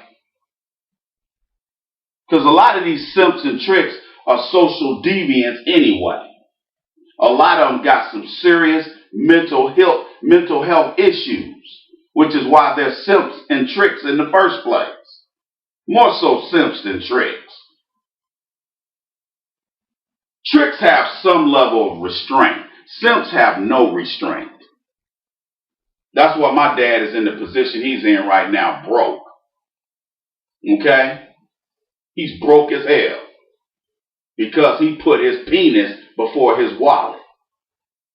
And no matter what you do or say or do in life, if you put your penis, if you put your bodily urges before your financial health, you're going to end up broke. You might even end up poor. Because broke is temporary poverty. And it's more so a state of mind rather than reality. It's more perception rather than reality. Poverty is generational. If you show me a poor person, I guarantee if you go back a couple generations, those relatives were poor too. People don't just up and be poor.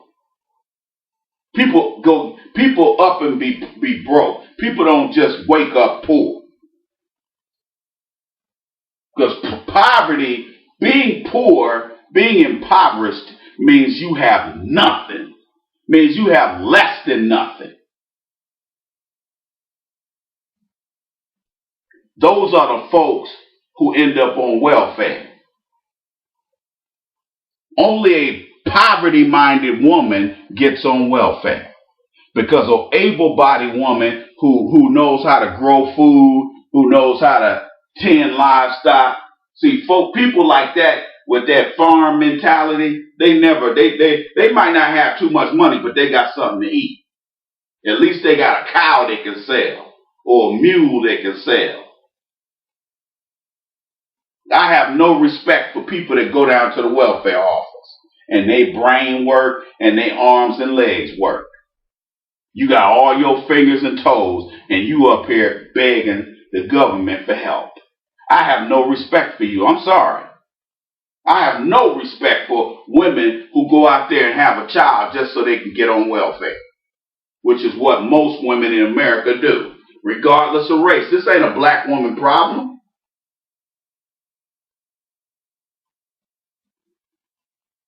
Trump is coming after the welfare hoes. He's coming after them. Because in his words, this is his words, not mine. He's like, hey, I'm tired of these people getting a free ride. Just like he was talking about the undocumented immigrants. He's like, I'm sick of these people getting a free ride.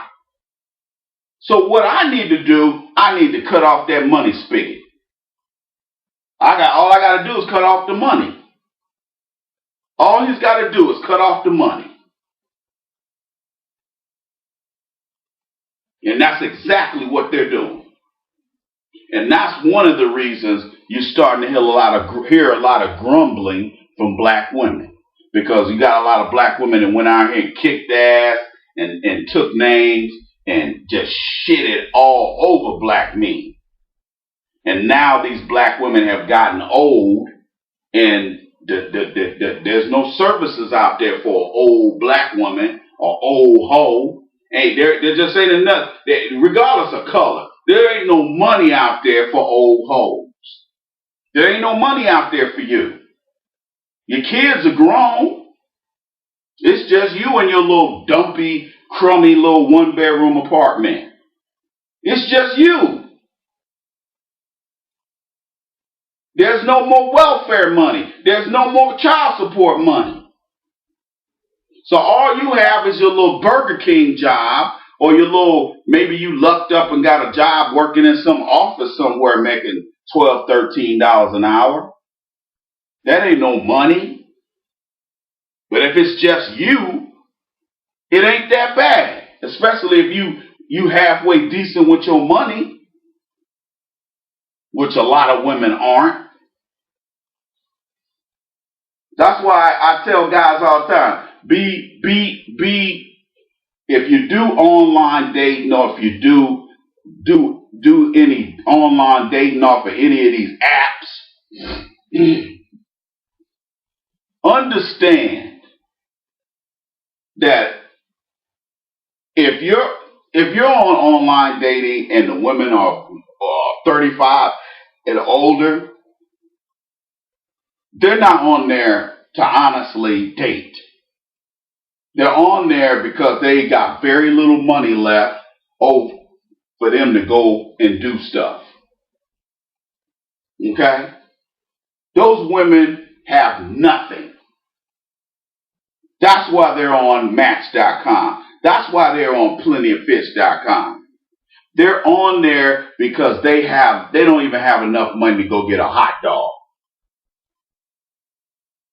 And the only way for them to have, that's why you think these women go on Plenty of Fish or they go on Match.com or eHarmony. Why you think when you're talking to them on and emailing each other on those social media sites, you don't even know this woman. You ain't even met this woman. And the first thing they want to do is go on a date. Why? Because they don't have enough money to go out and take themselves anywhere.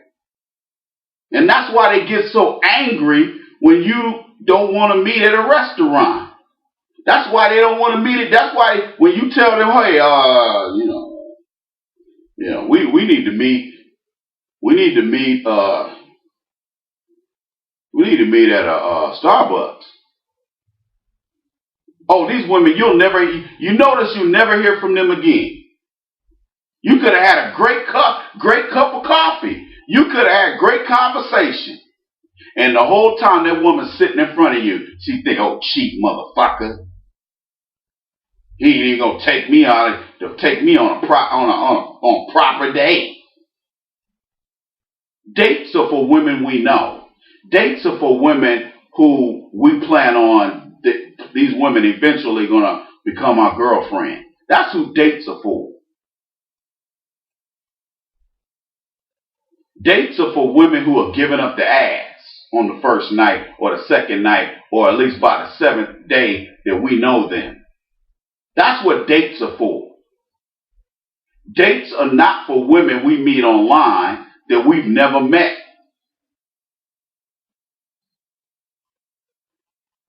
I'll give y'all an example. For some reason, I get these women on Facebook sending me messages. And I always think these women are up to no good because I'm thinking if you sent me a message on Facebook, that you've probably sent 10 other messages to other black men on Facebook. That's what I'm thinking. That's what I'm thinking to myself. I'm thinking to myself, how many black men have this woman sent messages to? Because it's usually Caucasian females. Some black women too.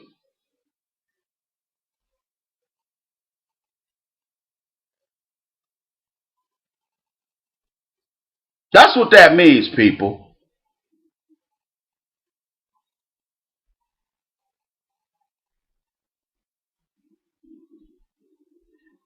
And I got this message from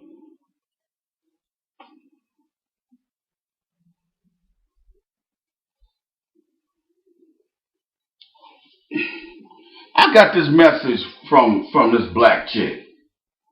This chick's like 41 years old.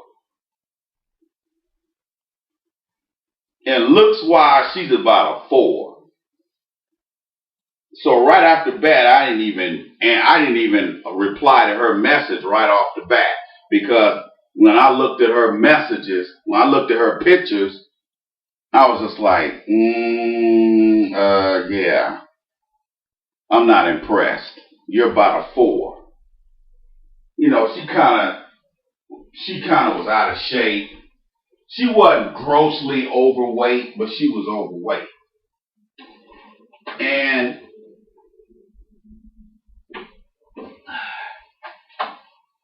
And so we got to talking. I said, okay, I'll talk to this broad. And one thing I noticed, one thing I noticed is that this broad,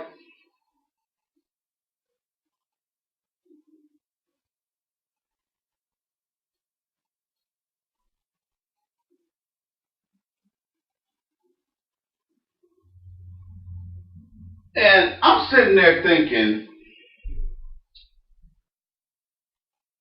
you know, how far am I going to let this go?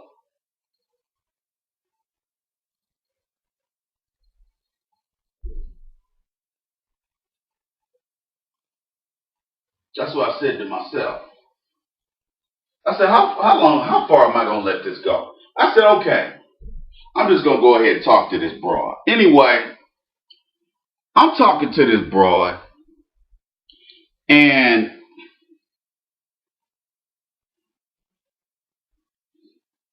we decided that we were going to meet finally.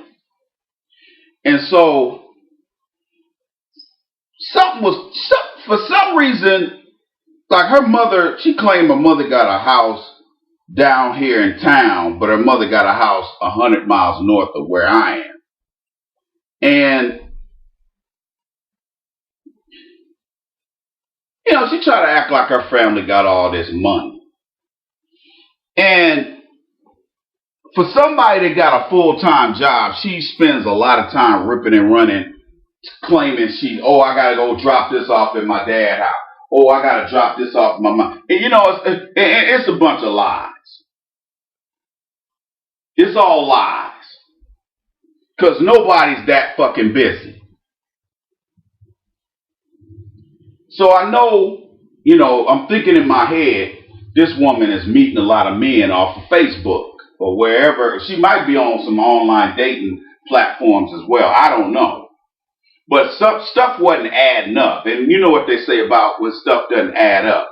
When stuff doesn't add up, it means it's a lie and it's not true. And it's not based on facts. So I could already smell a rat, but I wasn't willing to get the decon out just yet. So anyway, we talked on the phone a couple of times, and I said, okay. She said, well, finally, she said, let's meet. So she said, I'm gonna pick this place. She gonna pick a place, in some little trendy part of town, where all the yuppies go, down here in downtown Portland. And I was just like, when I got ready to go down there, I don't know my way around. So I'm going down trying to find this spot, and I could barely, I found it but there was no parking because this place was downtown. And if she was really concerned about meeting me in a place where I would be comfortable, she would not have picked a busy ass bar like that, because this bar was packed. People were actually standing outside waiting for tables. And I just got thoroughly offended. And she was like, she was like, well, where are you? I said, look, I can't find a spot. And I was starting to get frustrated. And finally, I said, finally she called me. She was like, well, why don't you follow me where my truck is, and then we'll meet and go somewhere else. I was like, no, I don't want to go anywhere else. First of all, just again, looking at her pic, she wasn't all that attractive. She was about a 4. And one thing that really gave me pause was when I talked to her the first time on the phone. She was whining about how black men up here in the Pacific Northwest ain't checking for her. And I wanted to say it's because first of all, you're over 40 and you're overweight. And you're not all that cute. But obviously I'm not going to say that. And she was, oh, black men don't speak and all. I said, look, I'm not going to sit on the phone and listen to you whine about black men not being attracted to you. See, you have to understand something, brothers. The black women who look like Sally Richardson, or you never see them on TV complaining about that. You never hear them being a feminist. That's the first thing. And you never hear them complaining about black men. You know why? Because if you look like Sally Richardson, well, she's married anyway, but I'm just using her as an example. If you look like Sally Richardson, you don't have to worry about getting a man. You don't have to worry about black men speaking to you, because they're going to speak to you. Who they're not going to speak to is a black woman who's, 5'2", 280 pounds, and her name is Velma or Beverly.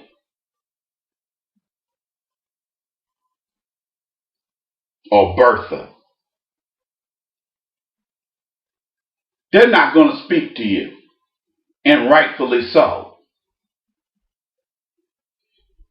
So we didn't end up hooking up. So I waited 2 days, and I sent her a message, and I said, "Hey, let's try this again." And she said, "Okay, I'd like to do that." See, because I know this chick is having a hard time getting a man. So I was like, let me play with this chick. So she said, "Well, let's meet on your terms next time." So you know what I did? So that next week, I said, "Hey, let's meet at a Starbucks." But what happened was I was out hanging out with this other chick, and it was going to be late. So obviously Starbucks closes kind of early.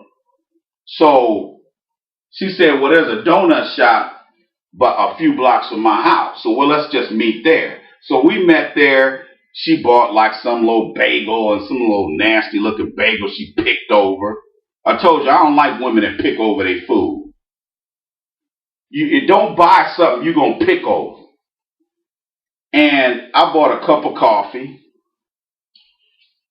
We sat there and talked, had a good conversation. And I think this chick thought we were going to go somewhere else. I was like, "I'm going home. It's 9 o'clock. I'm going home. It's cold out here. I'm going home." I never heard from that chick again. Not that I care, because I sent a message. There's nothing for free.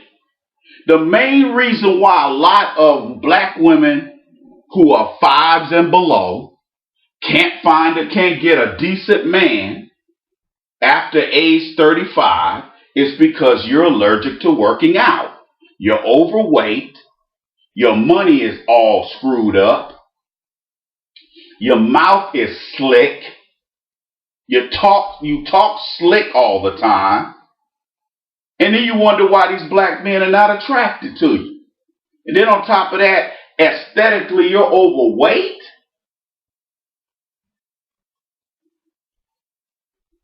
I wasn't attracted to that woman. She reminded me of my ex-wife. Then she was all sloppy looking. I was like, why would I be attracted to you? I'm not desperate.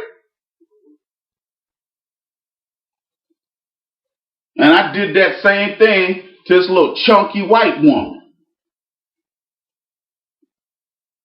Did her ass the same way. Same day. "Hey, meet me at Starbucks." She got pissed off too. Do I look like I care? No.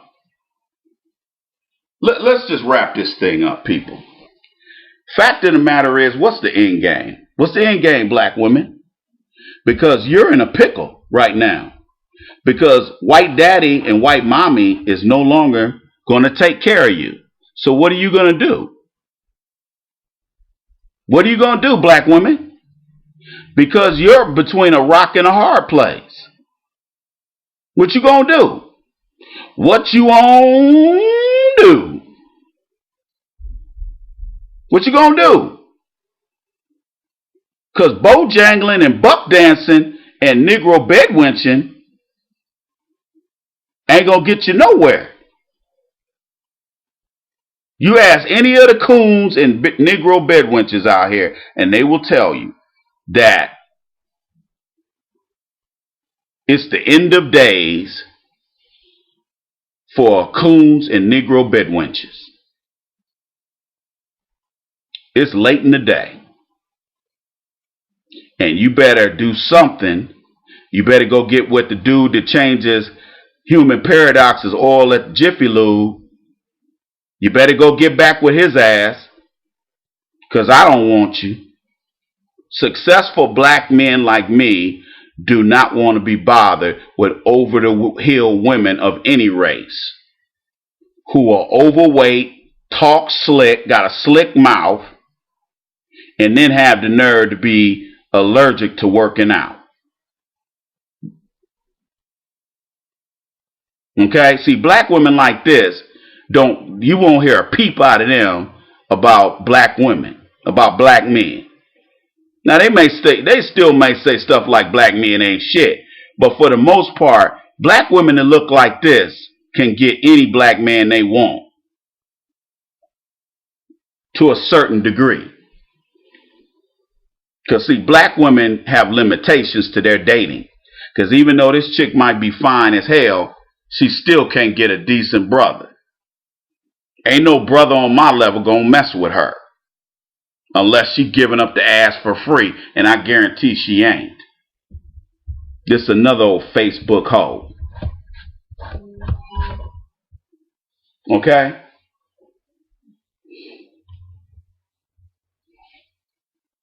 Let's get it in perspective, people. The fact of the matter remains, what's the end game? Because black women, you're in a pickle. You're between a rock and a hard place. And you better make a move, because Trump is coming. He not only is he coming for you, he's going to come right through you. And once he starts snatching all the crumbs and nigger trinkets away from you, you're going to be left with nothing.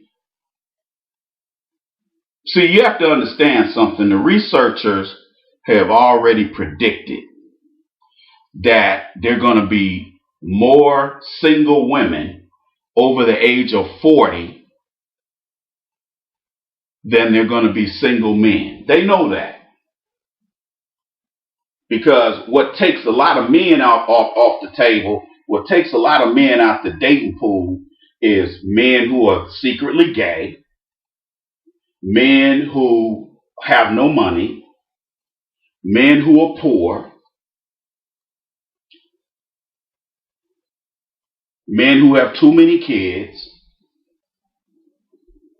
So you have to understand something. After you take away all the broke men, all the poor men, all the gay men, after you take all them, what's left? A few straight men. Then after you get through categorizing those men by annual income, the pool gets smaller and smaller.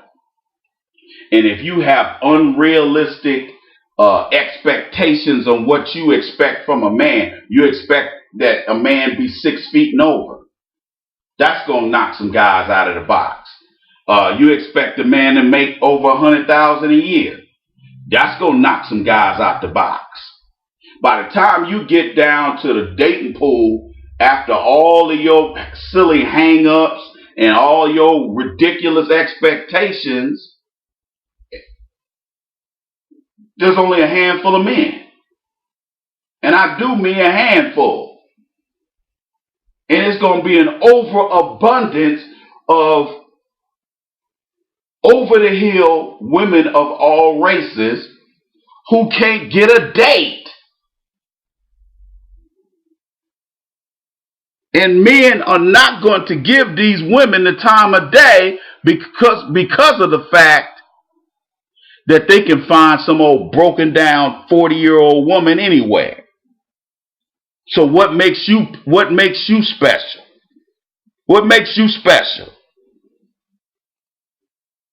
That's why you get all these delusional women who get on this kick of my vagina is worth millions. My vagina's on point. You get women walking around with this delusional sense of false pride.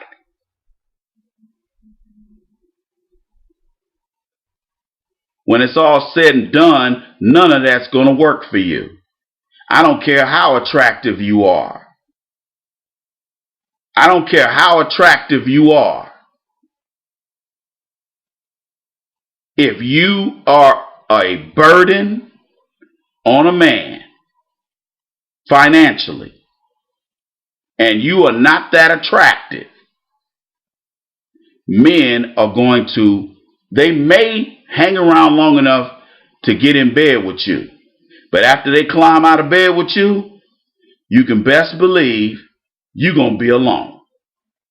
That's just the way it is. That's just the way it is.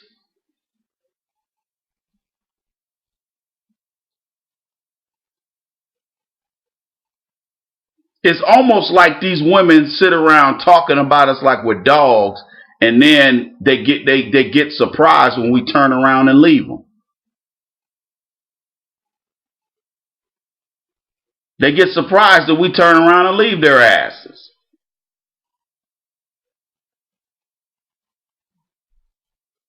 That's why you know you're dealing with a fool. Because only a fool would sit here and think that they can run their mouth, treat men like crap, and take a dump on men. Every man they get, they take a dump on him, and then, you know, they're sitting up here doing this kind of stuff, clowning in front of the child support office. But you can best believe when this hair hat, nasty ass, disease crotch heifer, in 10 years she'll be begging for a date. She'll be on POF begging for a date. And the sad part about it is you're going to have all kind of simps and tricks sniffing around this diseased fire crotch hoe. And it doesn't matter whether this woman is black, white, green, whatever. Because all American women are corrupted. Their brains have been corrupted. Their hearts are black. Their minds have been corrupted. Most of them are mentally delusional. They're emotionally underdeveloped. So they think like a child thinks emotionally. There's nothing you can get out of these women. If you're not, look, this is why I've said this in videos past. If you're a guy my age, if you're a brother that's in your 30s and you ain't having no more kids,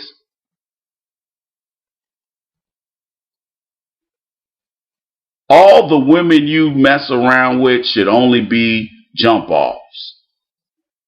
Because you have no use for a woman in a relationship due to the fact that you don't have children with her. The number one reason why men and women come together is to procreate. So if you're no longer procreating to have more children, then what is the purpose of you having a woman in the house? Because I guarantee you're not going to get that much ass. That's the first thing. Second thing, you're going to be arguing all the time. Because you're going to be dealing with a woman whose age may say she's 30, but her emotional functioning is that of a 13-year-old girl. And I know if you've ever been around a 13-year-old girl, you know how maddening that is. Okay? You know how stressful that is. So let's just get real here. Let's get real. That is the number one reason why these women start getting disgruntled. Because these women realize that, first of all, the free lunch is over. And these women are scared.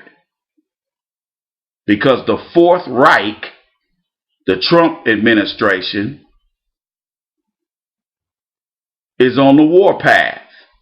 And all the coons and Negro bedwenches are going to have a coming to Jesus moment.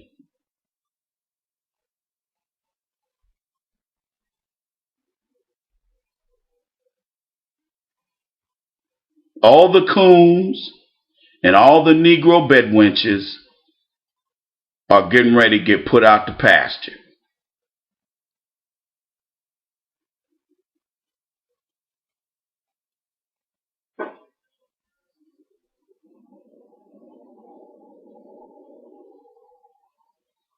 I'm trying to tell you guys what's going to pop off the next 3 to 5 years.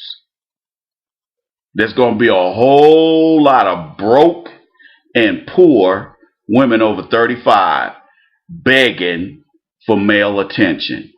And Facebook and or some of these other social media platforms may be all the attention they want. But I'm going to tell you, just like they're monetizing YouTube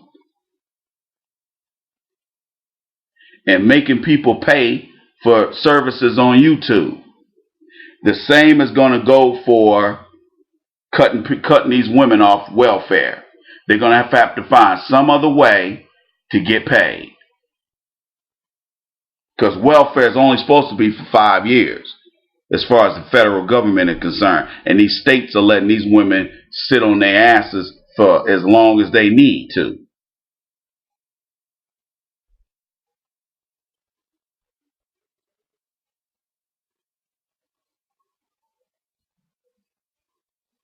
White supremacy is kicking a lot of people in their asses, people. And I'm telling you right now, let these black women take that L. Let me say that again. Let these endangered species black women, the protected black class, they are the black women have been the straight black males of us, have been the white people of the black community for the last 40 years. And the number one reason why black women are angry is because they're getting ready to have a suburban card revoked. The white daddy is revoking their access to crumbs, to the crumbs that they've enjoyed at the behest of the black family and relationships with black men. And now these black women are feeling the crunch. They're feeling the crunch. Excuse me. They're feeling the crunch. They're feeling the crunch.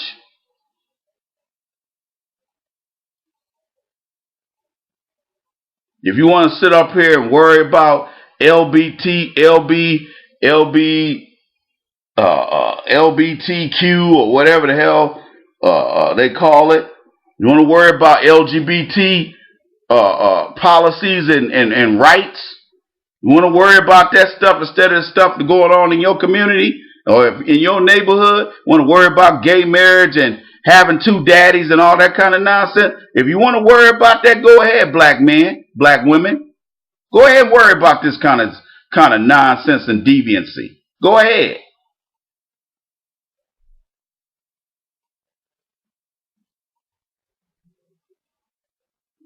Go ahead and worry about that. But at the end of the day, you're going to end up with nothing. You're going to end up being a woman who got a big old oversized behind with no husband in sight, because ain't no man worth his salt going to want to be with these old harlots. So all you're going to have is all your memories of getting drunk and screwing dudes out the club and out the bars when you were 20 and 25 years old, still and had kids at the house. See, it ain't cute when you're 45 years old, your kids are grown, and your kids are dusty and they running in and out the house. It ain't cute to be a 45-year-old woman that can't keep a man around. It ain't cute. It's not cute. It's not cute, people. I'm just saying.